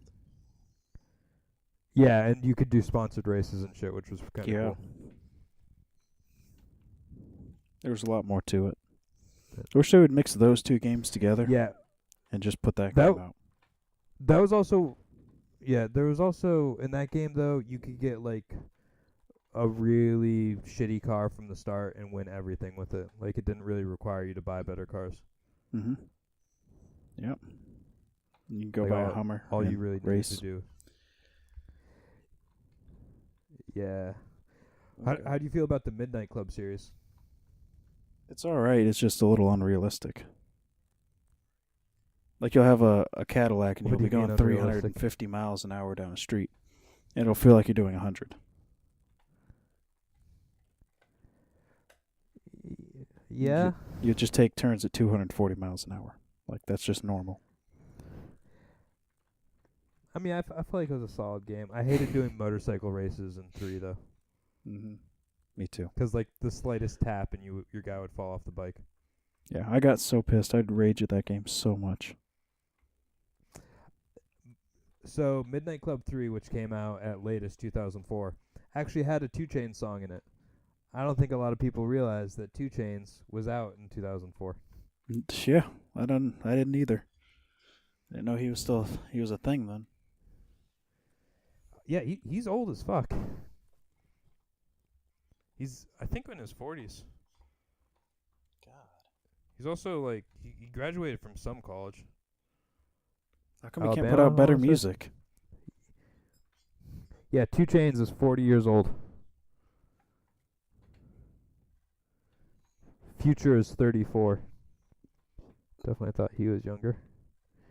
Future? Yeah, the rapper. That seems about right. And Swizz Beatz, who's probably older than all of them, is about to graduate from Harvard. It's funny. How does that make you feel about your life? A rapper who probably dropped out of high school is now about to fucking graduate. No, at least I'm not a rapper. Yeah, fucking would hate to be a millionaire. Oh, he's 39. DMX is 46 years old. Yeah. God damn, he has like 15 kids. Yeah, he's old. And a pastor. Yeah. Isn't some other rapper also a pastor? Like some 90s rapper? Probably. God, I would love if we could use X Go and Give It To You for our fucking intro. Go call DMX up. See if he'll let us it do it. It wouldn't even make sense for our fucking show. But it would be a great intro. That's like the best song that's the best intro for anything. Oh no, if I was like a fighter, definitely would be my song. That or something absolutely ridiculous. I'd be highly upset if I walked into DMX's church and X Gonna Give It To You wasn't playing. Right? Probably isn't. No, but still. Should be. I mean, he's going to jail forever, isn't he? For like tax fraud or something? No, someone else was saying that. I don't think he is. Well, I mean, he's always in jail, but like if I Google DMX and J, the first thing that pops up is jail. Then Not Jay-Z. Jay-Z or Ja Rule. Yeah, it's Jay-Z then Ja Rule. Do you know that they had a band together in the 90s called Murder Inc.? Well, it's not a band because they're rappers, Yeah. but Jay-Z, Ja Rule, and DMX. Yeah. God, I wish that was still a thing. I'm not a huge fan of... Like, I like Jay-Z more than the other two, but as a band, that would be fucking... Like, as a group, that would be amazing. Oh, God, yeah. He pled guilty to tax evasion. Faces 5 years in jail. Oh, that's not good. I mean, he wore a hoodie and a white T-shirt to court, so... I think he pretty much already knew he was going away. He's like, yeah, I've been here before. I'm not wearing a suit. He's like, I'm already used to it. 14 counts of tax fraud, withholding $1.7 million. While we're breaking in millions from his songs, X Gonna Give It To You. Including X Gonna Give It To You. That's the only one it mentions. Doesn't it mention any other songs? That's funny. Isn't that like the only one he made? He made some other ones, but it's like fucking when you think of Chamillionaire or Chameleonaire, whatever the fuck, Chameleonaire? Yeah, Chameleonaire. There's only one song you think of with him, Riding Dirty. And he probably has a shitload of other albums.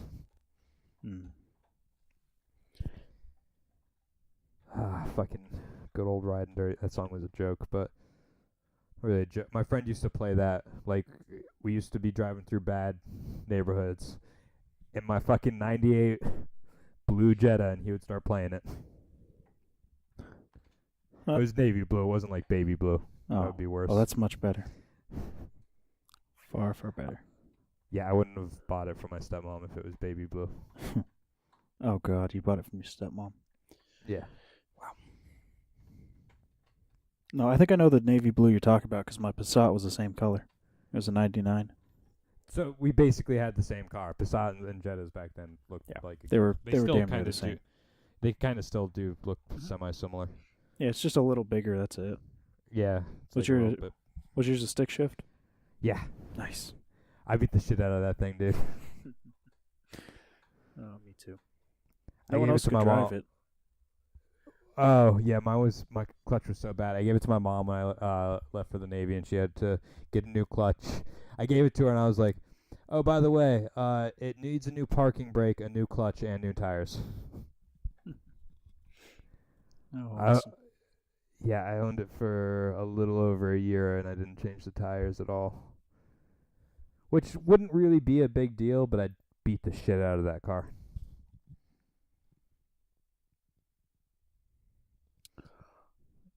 So I just saw something on Wikipedia. All right, skeptical, but go on.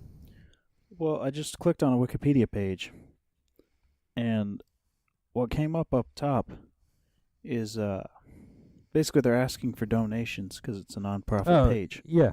If everyone gave $3 that Yeah. used it, they would never have to ask again. So it's struggling. Wikipedia is No, they do struggling. that once. They do that once a year. I saw it like a year. Yeah, they do it every once in a while. Oh boy, that's not a good sign though. Struggle.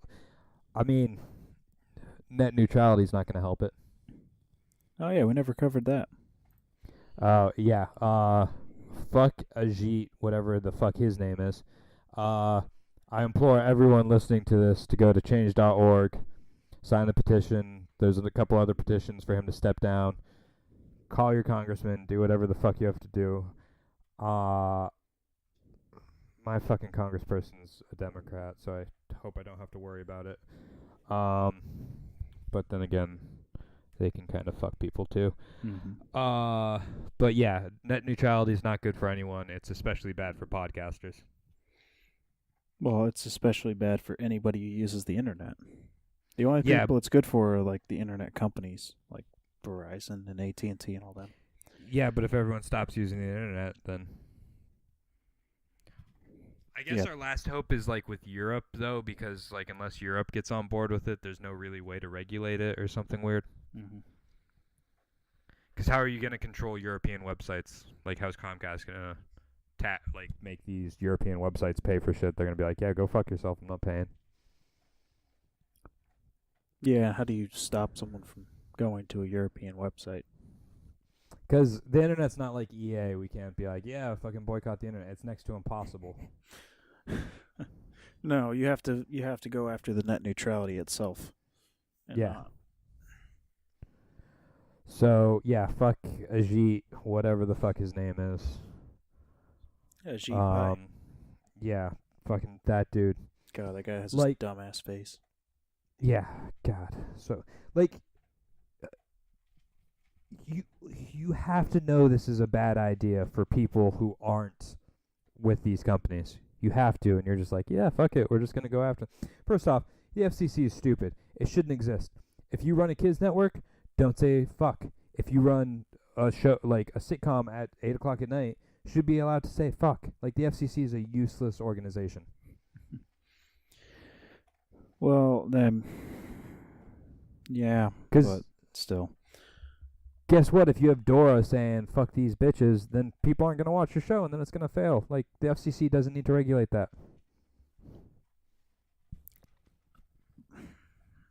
You right? got a point, but at the same time, like, that can still happen, and there's still going to be outrage. And it's a way of trying to like calm everyone down and keep horrible stuff from getting on the air. I would rather have whatever amount of people equals the FCC budget to go on welfare than the FCC exists. Sure. But then that's how you get like the neo-Nazi network.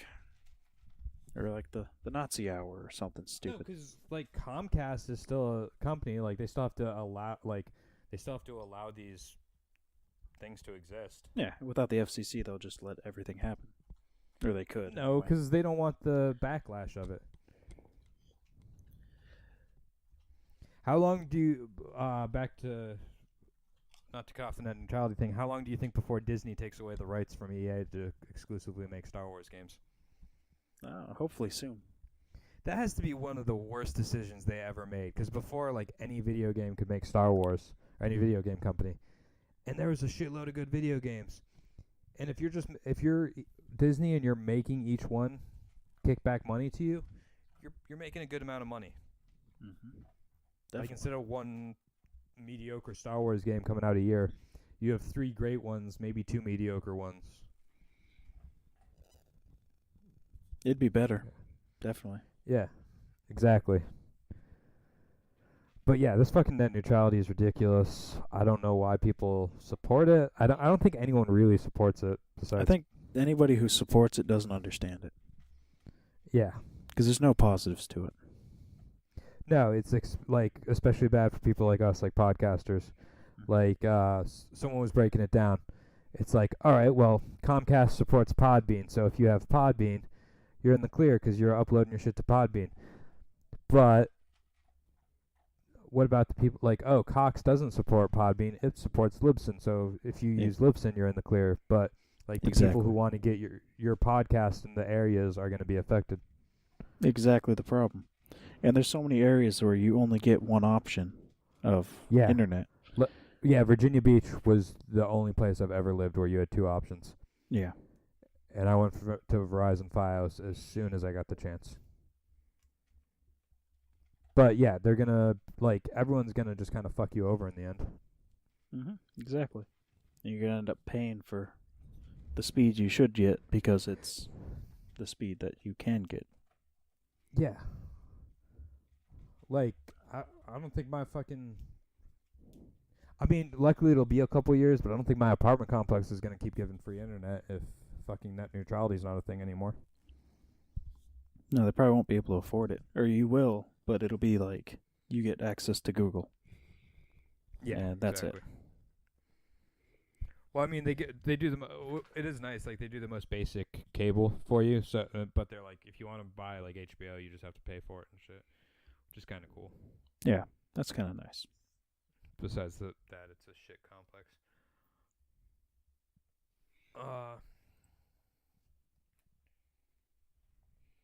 But yeah, fucking net neutrality is ridiculous. I mean, yeah, the internet's just it's not this thing that should be regulated like that. Yeah, not in that way. Yeah, you know, there's other things you can regulate on the internet, but yeah, speeds and things like that should just be left alone. People were mad because like Comcast was gonna like make it so people can do BitTorrent. And I was like, yeah, it's illegal. Like, well, I mean, I assume most of the shit most torrents are illegal. I know there is this game developer who released his shit as a torrent, and he's like, if you want to pay me money, donate to me. Otherwise, here's a free game. Mm-hmm. But like most of the shit on like BitTorrent, I'm sure is illegal. Like download movies and shit, which.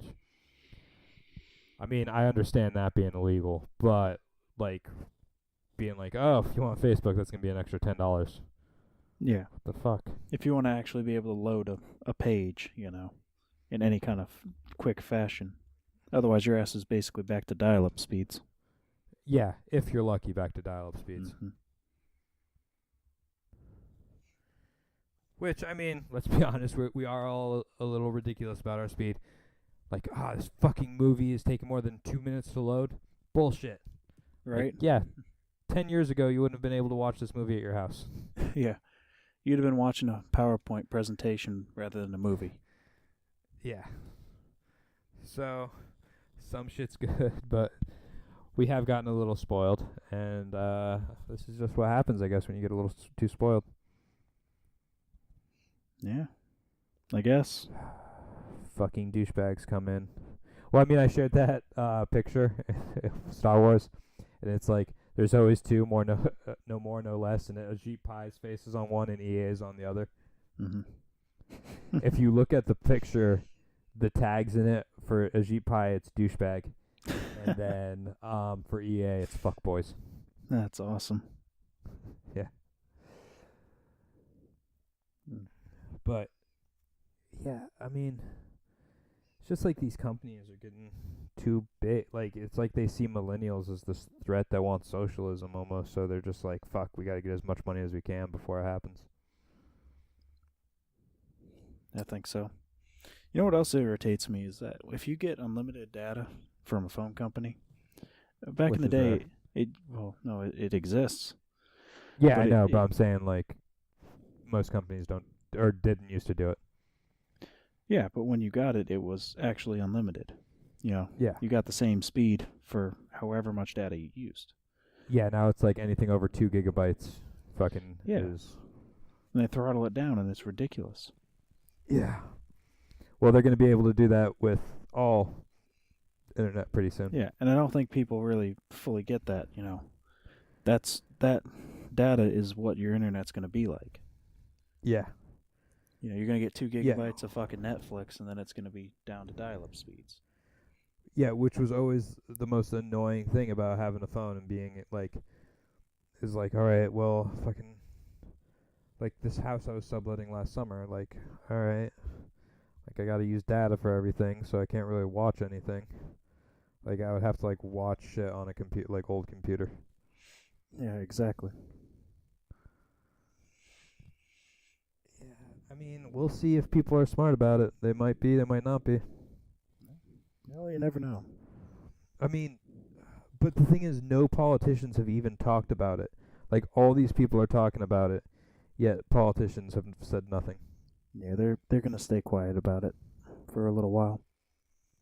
Well, the vote's December 14th, and yeah, we get to learn how shit stands. I mean, yeah, Ajit Pai is just like a major fuckhead. Mm-hmm. I think as soon as if net neutrality does end up getting repealed, I think we do need to really boycott the whole internet. It's not easy, but you need to do it. No, it's next to impossible. You'd have to buy a flip phone. So, how bored would you be without internet, though? No video games. I could play Snake for the rest of my life. I could play all my games until they need an update, and then you stop won't even playing. know you won't even know we're at war with North Korea until you get your draft letter. Until I have North Korean soldiers at my front door. Like what? When did this exactly. happen? Yeah. Exactly. It's just too impossible to really live without internet. Which is sad. Yeah, I mean, just like the news, like, yeah, I mean, for our podcast, I kind of have to keep Facebook up and running, but honestly, I was like, man, if we didn't have this podcast, it would be great to delete my Facebook. Mm-hmm. Like, I don't really use it to talk to people. I sometimes see what's going on in people's life. Yeah. I use it for the memes. That's it. Yeah, pretty much. Like, funny meme. Oh, I'll get like the videos are kind of like YouTube fucking black hole, except you don't choose what you're watching. You just scroll down and it's like a video that was like the last one. Yeah. But yeah, it's just as easy as YouTube to get sucked into a fucking hole. Like YouTube, I feel like YouTube, like Reddit's fighting net neutrality. The owner's like, yeah, net neutrality is bad. Like, boycott it or like fight against it. I feel like YouTube should definitely not want net neutrality to be a thing. No, that will end YouTube so quick.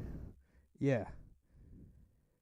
Google, I mean, I don't think they are going to give a fuck, because if you don't allow Google to be ran fastly, you're fucked anyway. Google will destroy you. So for like Google, it's mutually assured destruction. So they're like, yeah, do what you want. We'll be good. They're like, try me, bitch. Yeah. They're like, don't worry, we'll be okay. Fuck. They're like, we'll survive if the internet doesn't. Don't you worry. I'm sure Google will. Google's got their fingers in a lot of different things. Yeah. I mean, even if the internet literally just became Google, you could still use it to find businesses, all this other shit. Yeah, except for you'd click on the business webpage and it wouldn't be part of your speed up package, so good luck with that one. Like, you'd be able to like get Google reviews and call business. But Google's still getting the revenue from you using it at that point. Plus, they have to be worth so many billions of dollars. Them and Apple. Yeah, definitely. Fucking ridiculous. So I've been staring at these 2 cookies for like half an hour.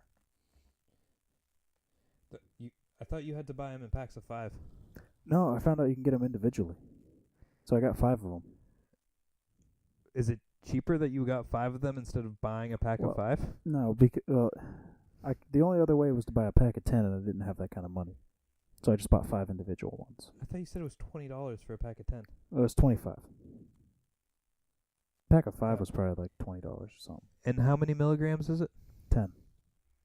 Each cookie? Yeah. Pack of 10 is 50. No, a pack of 10 would be 100. Wait, it's $10 a cookie? Oh my god, no, it's $3 a cookie individually. Right. Okay. So you paid $15 for 5. It's $25 for 10. Right. Okay. Each cookie's 10 milligrams. Okay. Yeah, so I can get 100 milligram chocolate for $12. So yeah, you can get 200 milligrams for the price I can get 100 milligrams for. Yeah, but I mean, yours is regulated though, yes. So you know you're definitely getting what it says. Yeah, exactly. I'm getting legitimate cookies, whereas you're getting God knows what. I mean, I don't think to do like it would purposely be messed up, but like just like 1,000 milligrams got put into this one chocolate bar because none of the other ones got any of it. Well, the other thing is that you don't know that he knows what he's getting either, because he might not know. Yeah, it's true. But we'll go out soon, Chewy. Sorry, folks, had to tell my dog something. But yeah, like I had to, because I couldn't get any edibles today. I just grinded up as much weed as I could, and probably got about 2 bowls out of it. I still have some weed left in my bowl that I haven't smoked. So I think I still have a joint somewhere. Yeah, I think I'm gonna have to take out like 2 trips while we're playing video games. Yeah. The good thing, the nice thing about edibles though is like while you're eating, you get more high because it's like forcing you to digest it. Yes, it's great. I like it because you can get them down. You can get them down like quick, and then just sit there and wait for the high to hit you. You gotta sit there and smoke, and then you're high, and you're smoking while you're high, and you're like, God, should I keep smoking? And just don't know. That's the because you're taking edibles. I'm gonna have to go out in like 2 times tonight because like I'm gonna be coming down, and you're still gonna be at the same level. I actually have a joint too, so that's the best way to do it. I like eating right before I smoke, and then I go and smoke, and then it hits you all around the same time.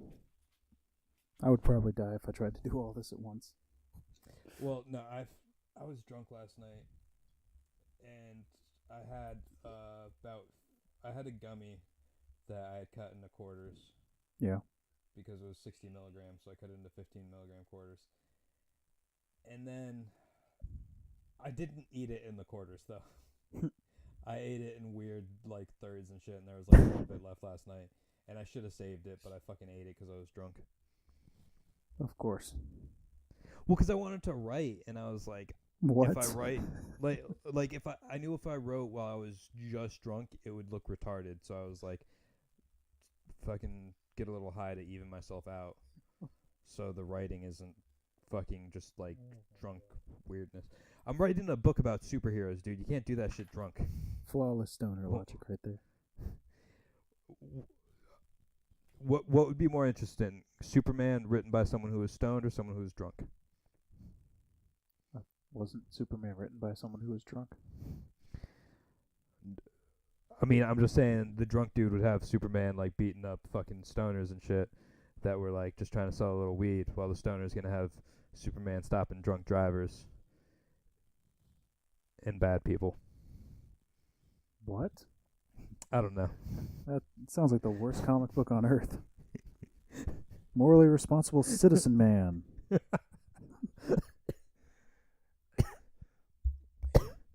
I was watching a video today or something. So Batman came up somewhere, and I was just like, my first thought is like, man, the prisons in the U.S. are way too overpopulated. Batman would not be helping that problem. No, he wouldn't.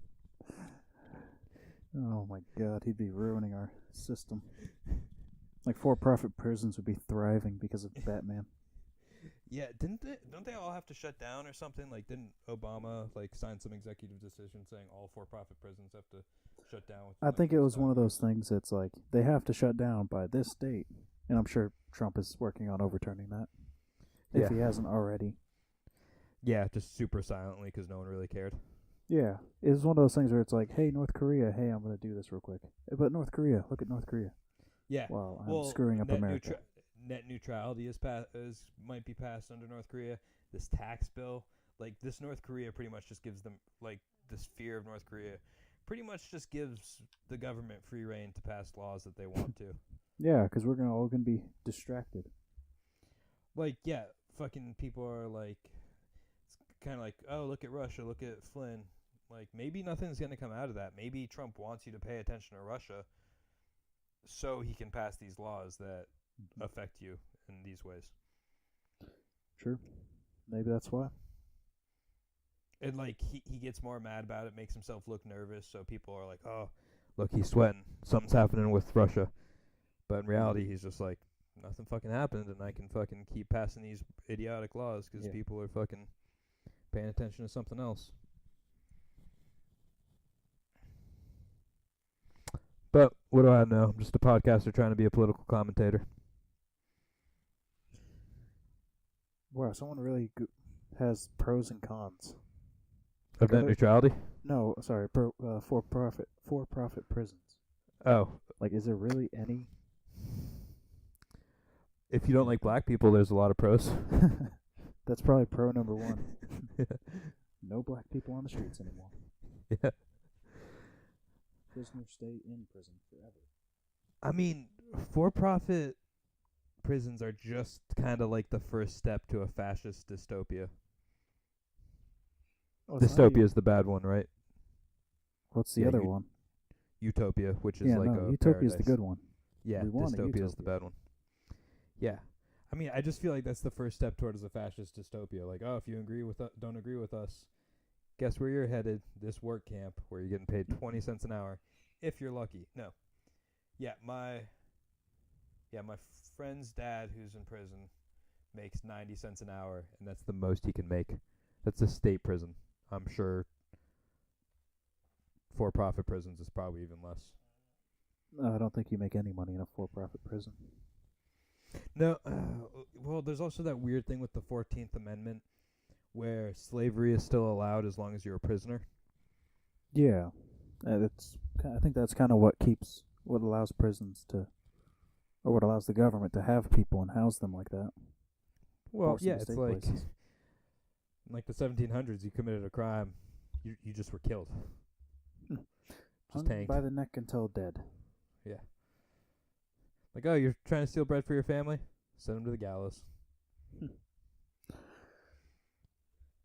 Or we could just get our arms chopped off. Yeah, well, that's Iran. I think Iran still does that. Yeah, they do. Eye for an eye. What do they call that? I don't know what they call it. There's a term for it. Yeah, it's some biblical law or something. Mm-hmm. Let me check. Eye for eye law.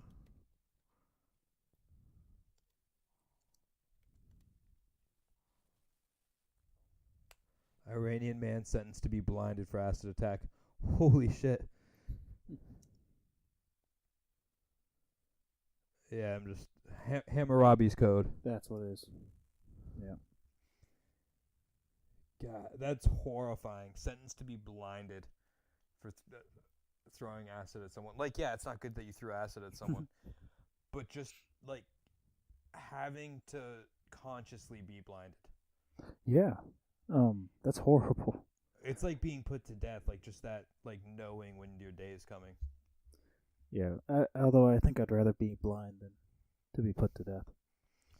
Yeah, but at the same time, would you rather really spend your life in prison or be put to death? Yeah, death. Like if it was life in prison or the death sentence, which I don't understand why life in prison is better. I'd rather just be put to death. Like just end my shit quick. Yeah, well, that's the thing. Like, people are like, there's horrible people that need to be put to death. Like, really? Because it's going to be a whole lot worse for them if they spend their life in prison. They need to be put to life in prison. That's what they need. Yeah. Like, being put to death, that's mercy. Mm-hmm. It is. Absolutely is. I mean, I get the whole you're not around to see your family or whatever thing, but that's hurting your family. That's not hurting the person who committed the crime. yeah, and you can make life in prison worse than it currently is. Like life in solitary, which I'm sure is inhumane somehow, but whatever. That's why we have humane laws here, and they don't in Russia. Russia has that prison where you can't even like sit down or something. Like they have weird ass laws. Like you have to stand in your cell all day. You have to squat. Yeah. Wear Adidas tracksuits all everywhere. Fucking. They have like those 6-foot dogs that just eat humans for lunch. That sounds kind of cool. No, like my friend was telling me, like he saw this fucking documentary on this Russian prison. And, like, he was like, yeah, they stand the dogs up, and they're, like, 6 feet tall. I was like, what the fuck? I want a 6-foot tall dog. These were, like, genetically modified German Shepherds that looked like wolves, pretty much. So it's going to last for about 2 years. Why don't people like German Shepherds, man? I want a German Shepherd. Yeah, me too, but genetically modified German Shepherd isn't going to last. It'll genetically fall apart. No, I think they just, like, fucking mated a wolf and a German Shepherd and then just mated that one with wolves. So it just kind of looks like a German Shepherd, but it's actually a wolf. I'd want a wolf. Why? They don't know whatever it is, oxytocin goes off in their brain when they look at you. Like that thing that dogs feel love for you, it's when they look at you, oxytocin goes off in their brain. Yeah, wolves don't have that shit. They see you as a snack 24/7. My dog growing up was a wolf-husky mix. Did he eat your face? No, but I guess in my grandma's house, he used to play with deer in the field. And, like, people would freak out at my mom and be like, your dog's going to eat those deer. And my mom was like, if he wanted to kill the deer, they'd already be dead. It's fine. Yeah. Something dead. It's dead. It's already gone. Well, like, one time, either her or my dad looked out the backyard at my grandma's house, and he was just playing with the body of a duck he had killed. And then another time at my grandpa's house, he walked in and started hacking, and it looked like an inside out. He had eaten an animal whole, and it came back out inside out. Oh, my God. Yeah. So, yeah, dogs are killers. They love you, but they want to kill lots of animals. It's like my dog goes after frogs. Yeah. It's like my girlfriend's dad has this dog. What the hell? It's like some bear hunting dog. A Cailean bear dog or something. I think I've heard Himalayan bear dog. I don't know. Something like that. I think I've heard of those. They were bred to fight bears, yeah. Yeah. And that thing does not like people at all. Yeah, it's horrifying when big dogs don't like people. Oh, it's not even a big dog. It's a tiny little dog, but well, no, like my aunt has this big ass dog, and like it was annoying on family vacation. It just bit everyone because like some people are like, oh, he's still a puppy, he doesn't understand. But like if my dog didn't want to play with him, he would start to bite the back of her neck to try to get her to play. Mm-hmm. And my dog is chubby, but like at the same time, like in a straight up fight, she loses. But if she fucking just like charges this dog, she's gonna win in a fight. She's can be like a fucking bullet. Like she's 60 pounds. Yeah. This dog was 110, but that 60-pound dog's gonna win if they do like a sneak attack on the thing. Dang. And then my cousin's little puppy kept putting its head in the big dog's mouth. Dogs are so weird. Yeah. But also awesome.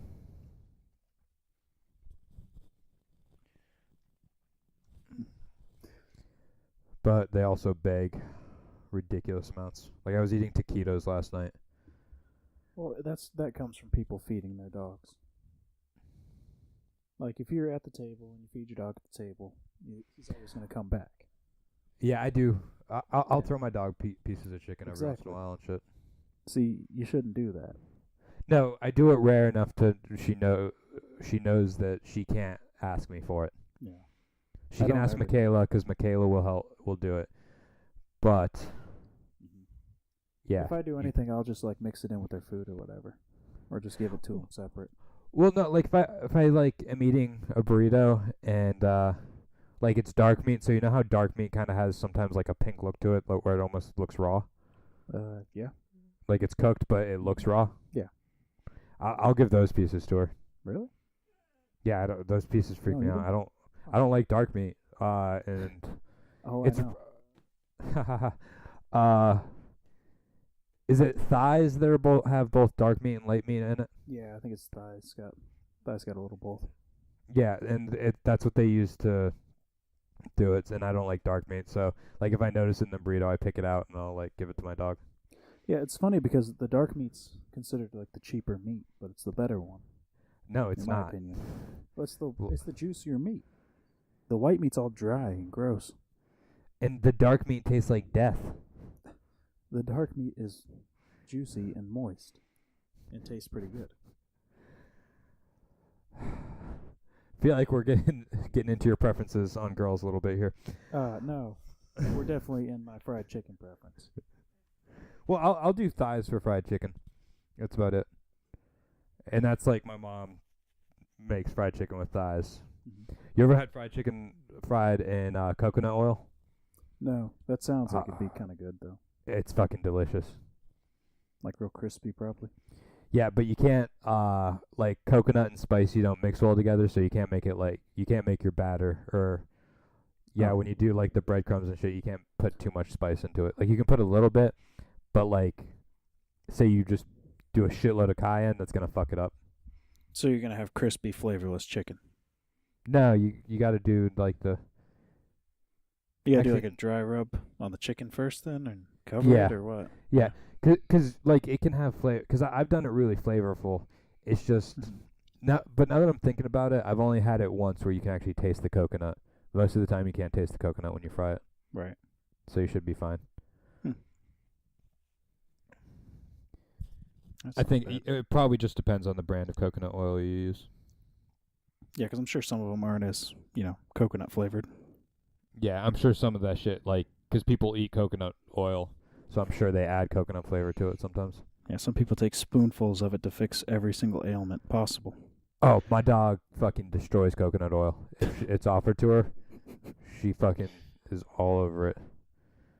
Like my mom will give her because you're supposed to give coconut oil to dogs for some shit. I don't know. And yeah, my dog goes crazy for that shit.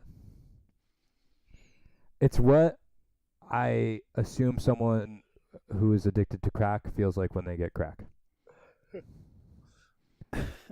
I guess. I don't know. I've never smoked crack. I wouldn't know. No, but you know what I mean? Like just going crazy for it. Like, oh my god, this is amazing. Going cuckoo for crack and Yes. coconut oil Exactly. and catnip. Apparently, in our first episode, I made a joke about cocaine and hookers. Yes, you did. And You absolutely did. and people like brought that up at work for like 2 days after. I was like, I honestly don't even remember that joke, but okay. I don't remember what you said. I just remember it had to do with cocaine and hookers. I was talking to someone though, and I was like, yeah, it's weird for people to listen to this because I act like my normal self. I don't act like how I do at work, so it's a completely different person. Oh wow.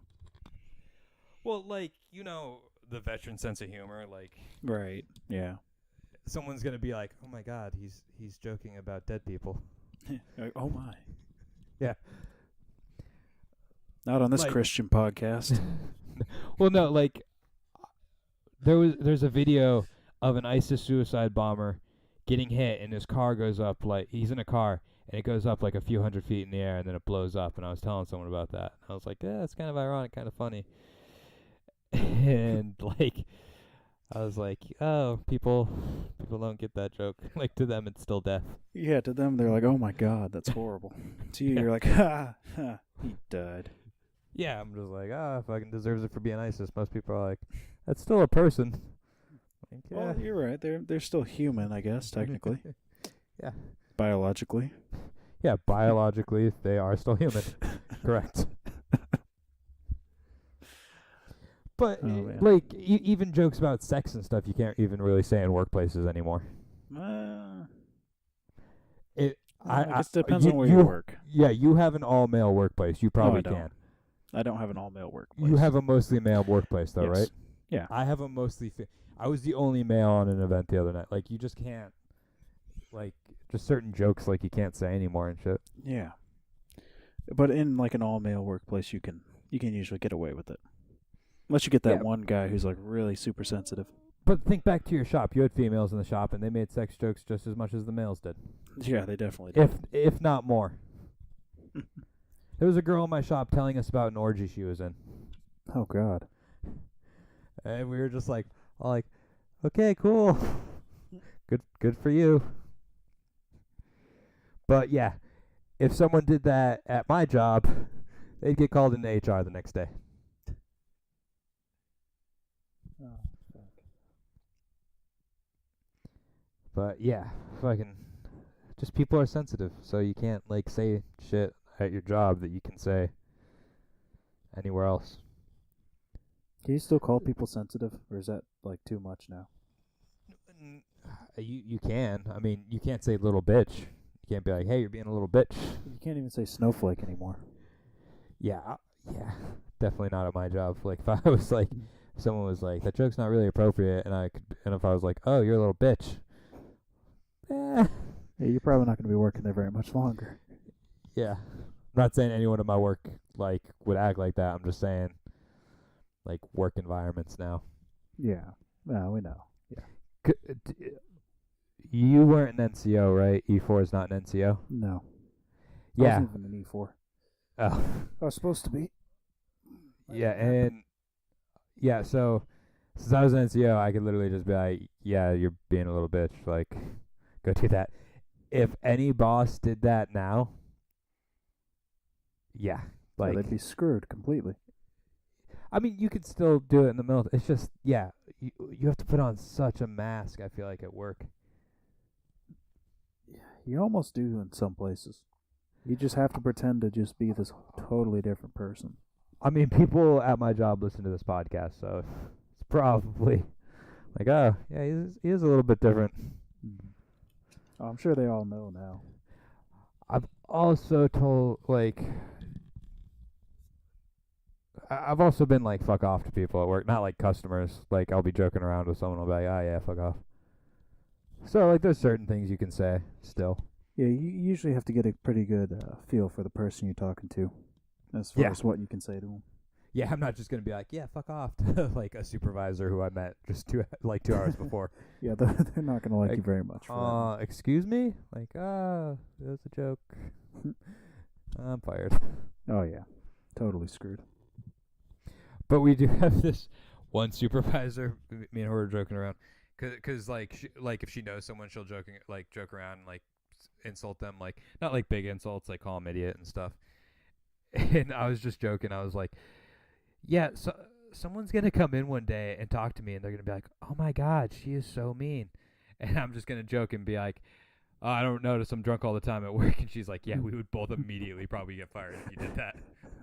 I was like, absolutely. yeah, but it'd be hilarious. That's funny. No, I get, hopefully not a lot of people from work are listening to this. I like a lot of the times my supervisor, I'll be like, "Oh, who's this person?" Like it'll be a person on my event, and they're like, my supervisor will be like, "Are you serious? They've worked here for like 6 months," and I was like, "Yeah." So I have a lot of people. I'm a bartender. I don't really interact with everyone else. Yeah, sometimes you don't pay attention to people. I do. I know pretty much everyone I work with, but it's such a small company, you know? Yeah, we have anywhere from like 40 to 80 wait staff on at any time. Exactly. And there's 3 bartenders. It's a lot easier for me to remember the bartenders' names than the wait staff's names. Emily and Victor. Those are the other 2 bartenders we have. We used to have Jacob. He got a new job. Good for him. Emily and Victor and me. Wait staff, yeah, there's a lot of people to remember. Like I can remember a few names right now. No, but it's just like someone's been there for 2 weeks and you've never worked with them, and people are like, "How do you not know who that is?" Like, "Oh, I don't know, 'cause students work less than me, and there's also 80 of you." Yeah, very true. I mean, sometimes I feel bad. Sometimes I have to like guess on names. Like, all right, I know this person's on my event. Steve, Like, Derek, Joe, Yeah, Bob. I don't remember. yeah.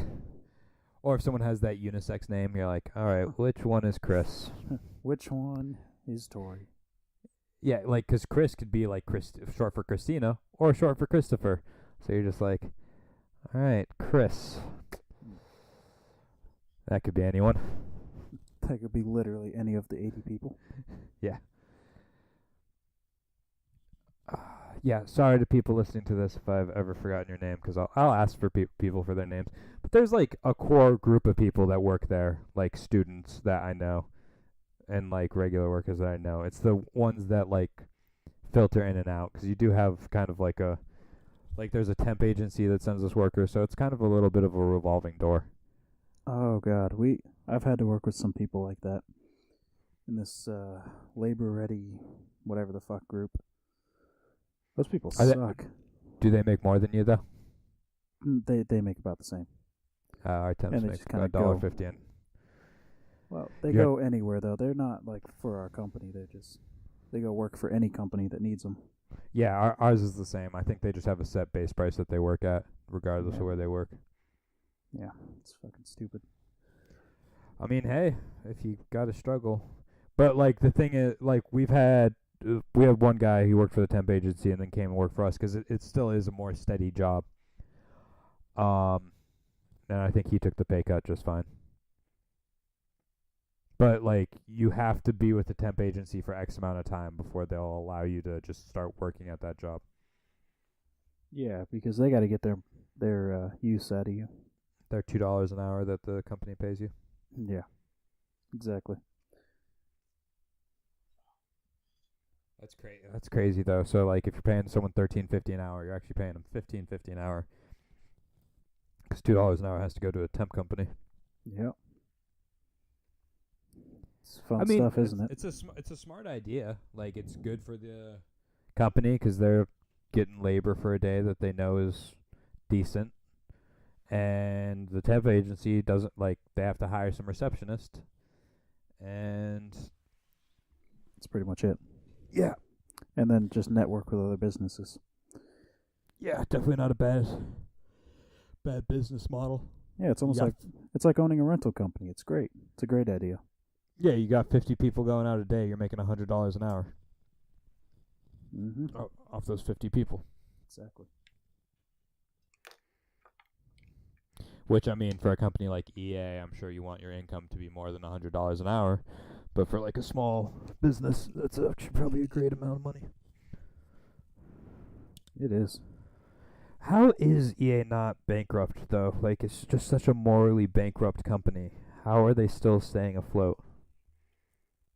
It's because aren't they making the Madden games? Yeah, they do all the sports games except for 2K. The way they got the rights to Madden were super shady, 'cause like 2K, they have NBA Live, but like there used to be NFL 2K and Madden. That's and what it was. Yeah, NFL. Like EA did some shady shit to get the. I don't know if it was shady, but they got the rights to the NFL. Yeah. Um, but the NBA is not going to take the rights away from 2K because No, I never. think EA wanted them, but that would just be stupid to have a different company make like NBA Live. I didn't even know that was a game until I was like reading how EA makes so many sports games.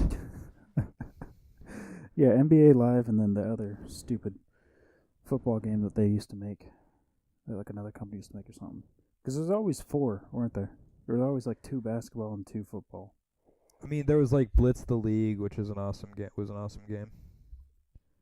Like it was actual like before this FIFA story mode, like before Frostbite started making these story modes for FIFA and Madden. Yeah. You used to have Blitz the League, which their story mode was the franchise, and it was just kind of like it had like all these different parts. Like, oh, you play better, you get put into the next league. Your players get better equipment. Oh, you want your player to be back in? Give him steroids. Like it was rated M. Oh my it God. was super fucking like. But are you saying if they had a basketball game like that where you could like do blow before the game to like get a little better? Like, oh, promise to pay put down $200,000 to get your players hookers after the game. so that if they win, they know they got this coming. Like, come Yeah. on, you would play the fuck out of that game. Yeah, you play that and you're like, oh no, fucking Dwayne Wade got herpes. Oh boy. Now he can't play. That would be a fucking awesome game, though. Or he can. He gets like the AIDS spray fucking ability now. I think also another way EA makes so much money, though, is the fact that there's so many EA games that people don't even realize are EA games. Yeah, that's true. But, like, people are already talking about protesting Anthem, which was, like, their next AAA title. Also, what designates a AAA game? Because I think Battlefront 2 is a AAA game, and it definitely doesn't have all the components of a game that should be considered AAA, I feel like. I don't know. I think it just comes from a major company. Let's see this. I feel like, well, no, because it's supposed to be like a size. Like I feel like AAA games should like have a good story mode, a good multiplayer, like Gears of War. Every Gears of War has a solid single player and a solid multiplayer. Like that's what games should be aspire. That's why I like Xbox. I like PS4 more, but Xbox has both Halo and Gears of War, which focus on single player and multiplayer. Okay, so here's what it says. A AAA game, it's the term used for games with the highest development budgets and levels of promotion. But they're expected to be like a high quality game. So it's kind of in terms of like the budget of the game. Enter Basically. Battlefront 2. Yeah, And I mean, exit it's Battlefront 2. yeah, it sucks because I'm not going to be able to buy Battlefield games anymore, which I fucking loved. They're great. I don't have any Madden games, but it is always nice to like, even if it's a 3-year-old Madden game, it's always nice to have a Madden game, just to play against people. But I guess I have FIFA 15. Oh, I'm sorry. You don't like FIFA? Oh, I love FIFA. Have you seen that video of the? Wait, I think I tagged you in it. It was like Which all one? these games summed up in one sentence. Yeah. It's fucking hilarious. Especially FIFA, because like it's a salt dispenser for other countries. Yeah, you've actually It's fucking great. you tagged me in it twice. You tagged me in it a couple days ago, Yeah, I and you didn't tagged me know in if it I like did the first time. 2 I was weeks like, ago. God, I love that video. We should put that up on our page. I think I did. Good. Yeah, I love FIFA. I don't pay a shitload of attention to soccer. It's one of those, if it's on TV though, I'll definitely watch it. But I'm super upset that the US isn't going to make the World Cup in 2018. Yeah, I didn't even know that much. Oh yeah, I'll fucking 2014 I was watching, like whenever the US was on, I was watching the World Cup. God damn it, I'm going to be 25 next time the World Cup happens. I was 21. I remember on my 21st birthday, I was sitting in the bar, and nope, that's not right. The World Cup was in August. I did go to the bar at one point. Not the bar. I went to a pub during the World Cup at some point, and the pub was doing like a PS4 giveaway at halftime. Nice. Yeah, Kagan's Pub. It's this place in Virginia Beach that used to be.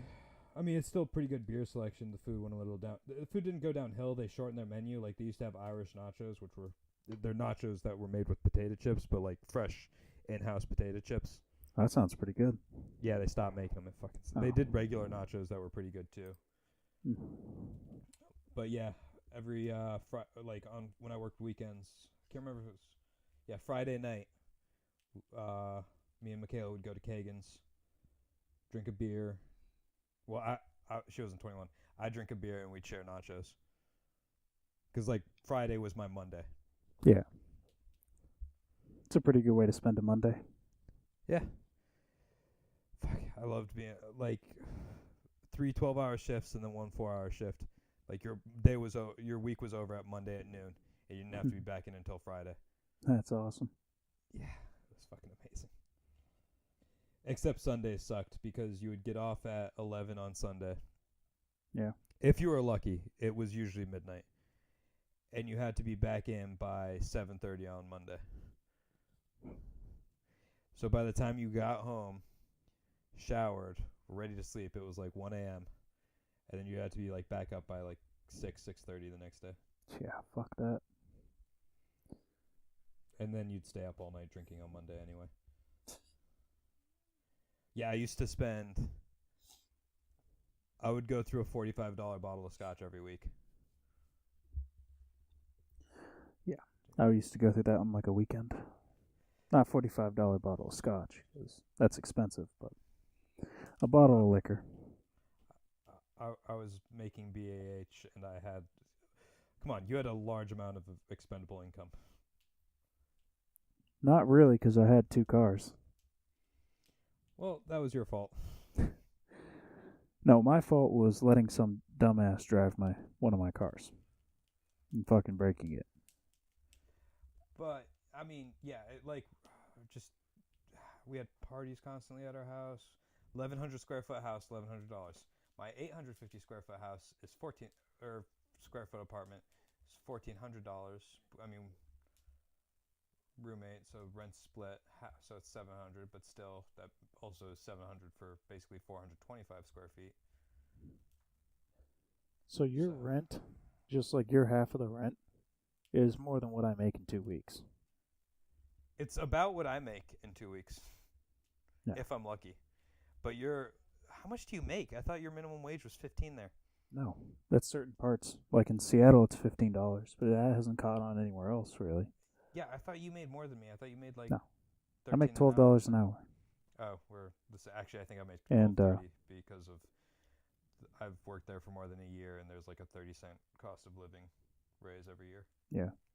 But I make that, and I get like 34 hours a week if I'm lucky. Oh, so just renewed our lease in August. So it's November. They sent us a thing trying to get us to renew. It's going to be a $50 a month raise if we renew by February or January. It raises to like $75 in February and then $100 a month in March if you don't trying to renew by those times. That's stupid. That's such a rip-off. That should be illegal. They really should be. My house in Virginia Beach, they didn't care. Like, if you renewed your lease, cool. Like, if you didn't, then you were going to a month-by-month basis, which was going to cost you an extra $300 a month. Mm-hmm. But you could renew your lease at, like, any time before 60 days. Like, as long as you did it 60 days prior. And you could even do it after 60 days. You were just going to have to pay, like, 1 month of ridiculous rent. Yeah. I mean, that's a little more understandable. Because, yeah, at that point, that's 5 months before that's like 5 months. Like, you can't, that's 5 months of knowing you're needing a place to live, but 5 months is too much time usually to find a place. Like, most places are like, oh, June 1st, so, like, you're going to be looking at paying 2 rents. I feel like they do that shit on purpose. Yeah, they do. 'Cause it's like, they do it to keep you stuck in that. Which should be super illegal. You might want to check your laws. See if it is or not. This is a company that owns at least 2 complexes in the Western Massachusetts, UMass area. Well, that doesn't mean they're following the law. Yeah. I mean, yeah, that's just such a shady business tactic too. It really is. I mean, I know I'm not gonna do it. My cousin was even like, maybe we should, because I was telling my cousin how we wanted to rent a house, and he was just like, well, why don't we just split a house? Like, it's usually cheaper. I remember when I was first looking for places to live here, this guy was renting out his house. He was going on a sabbatical, which is some fancy doctor word. Yeah, $700 a month for like a 1,400 square foot house. You see, houses are always cheaper to rent. Yeah, it's fucking ridiculous. Right? It doesn't make any sense, does it? It's basically because if you own a house, you usually want to buy it. Yeah, I mean, the other thing is if you're renting a house from a person versus renting it from a company. Yeah, that person, like, if something goes wrong, that person has to get a hold of a contractor. Like, the problem might not be fixed for a couple days, versus where if you live in an apartment, that problem's going to either be fixed that day or the day after. Yeah, definitely.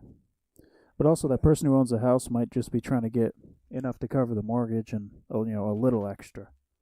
And their mortgage is not going to be very expensive because they're not. You know where Pittsfield, Mass is? I don't. What part of Mass is it in? It's pretty much almost one of the most. It's like the most western big town. Okay. Lee. It's near Lee. Yeah, I don't know. But It's just it's a shitty crime-ridden town. Mm-hmm. But yeah, we were looking at buying a duplex there. It was going to be $50,000, and we were going to rent out the other part of the duplex, like pay the electricity and everything, and we were just going to charge them basically enough to cover the entire mortgage, so we were living there for free. That's a good way to do it. Yeah, but the only downside was you have to live in Pittsfield. But yeah, it was a really good way. Like, it would be a great starting house if you want to get involved in real estate, because then you're establishing yourself. Yeah, a duplex is a great way to get started in something like that. And eventually you get your own house or you get another duplex. Yeah, well, like, Rent yeah, that it's out like, and so you're everything. living in the duplex, so your rent's covered. Like, you're charging them enough to cover the mortgage, which was only a few $100 because it was a $50,000 duplex. Yeah. And then, like, you buy the house, and then you're making double off the duplex, so you're still living rent-free. And then you buy another house, and, like, eventually you're just making income off of it versus just living rent-free. And you can get another duplex and charge, the same for those two, and you're making ridiculous amounts of money. Yeah, exactly. And that shit just keeps stacking up. Or you get a small loan of $1 million from your father. Yes. And then you fail multiple times making different businesses. And you don't let black people live in your houses. Right. Can't forget that part. Oh, yeah, no, definitely. And then make a fake university that isn't really anything but a waste of money. I mean, day one is probably like, take a small loan out from your rich father. It probably is. I mean, he's not even really that good of a businessman. He just makes people pay to put his name on shit because his name does have a certain integrity to it. Mm-hmm. Well, did. Yeah. Did have a certain integrity. He soiled it. If he wasn't president, he wouldn't be such a terrible person.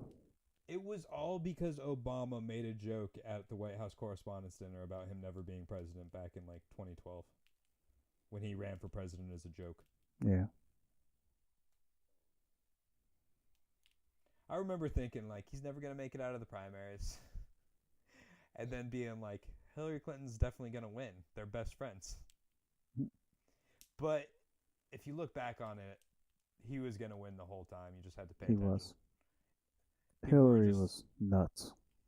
Yeah, people were just stupid. Like, they were just like, yeah, nothing's going to happen. But if you actually paid attention, yeah, it was Trump the whole time. Mm-hmm. Bernie got no traction, period. Well, because it's been proven that the DNC rigged it. There's even talk now that Hillary's camp was actually running the DNC from the start. From what I've heard, I don't know if that's true, but I can heard believe it. That there was something recently that came out that turns out she was just running the DNC the whole time. Fucking ridiculous, man. It's how fucking people become royalty. Mm-hmm. This is how countries get destroyed. My grandma, she's pretty liberal, but she's not a fan of Hillary Clinton. And there's like a Facebook thing, and it's like Chelsea Clinton running for senator in New York. Would you vote for her? And my grandma just was like, no. Like that was all she commented. Was just That no. is all. Yeah. I was like, that's fucking hilarious. It's funny. Well, it's like Obama didn't even really support Hillary. Like, he never really came out supporting Hillary. He was just like, yeah. He's like, yeah, go Democrats. But what about Hillary? Well, go Democrats. Yeah. She is a person running for the Democrats, correct? She's a person. Yeah. No, it should have been Bernie Sanders. Like, there's no way Hillary even had the popular vote. I feel like it's just how the delegates worked that she got it. I think so. And all the super delegates going for her, which is a stupid fucking thing that Democrats shouldn't have. It's just stupid. It's like, there's these delegates that can vote however the fuck they want, and Right. They basically win the election. It actually doesn't matter who votes. It's Right. all super delegates. Pretty much. And all of them didn't want to commit suicide, so of course they're going to side with Hillary. Yeah. Well, yeah, fucking Bernie Sanders' brother was one of the delegates, and he was like, in memory of our father, I'm still voting for, like, even though he was supposed to vote for Hillary, he's like, because all the delegates have to fucking say Hillary or something. He's like, I'm still, it didn't matter, it was one person, but he's like, I'm still going for Sanders. That's good. It was awfully interesting about how, remember there was that one delegate that was like, I'm not going to vote for Trump, and I suggest my other delegates do the same, and like he was a 9/11 firefighter, and then it was just super weird that they're just like, oh, it turns out he's a liar and all this other stuff. It's like, oh, it seems weird. Funny how that works. Yeah. Maybe they purposely did that to dissuade anyone else from running, like, oh, just make this guy fucking go lie his ass off. And then fucking all that bullshit. But let's wrap it up here. Fucking, we're going on like 2.5 hours, I feel like. Yeah, we are. Yeah. I gotta Go eat some cookies. Piss. Yeah. Eat cookies and piss. Yeah. Like us on like and share us on Facebook, patreon.com/politics, video games, and everything in between. We would like to keep this ad free as much as possible, so if we could get some income going on that would be nice. Yeah. Definitely share us, though. Share us with everybody. Everyone you can. Get us out there. Ads are inevitable. Also, Facebook, if we don't post our page, only about 30% or 30 people that like our page actually see it. But, I mean, I guess that's the price you have to pay. That it is.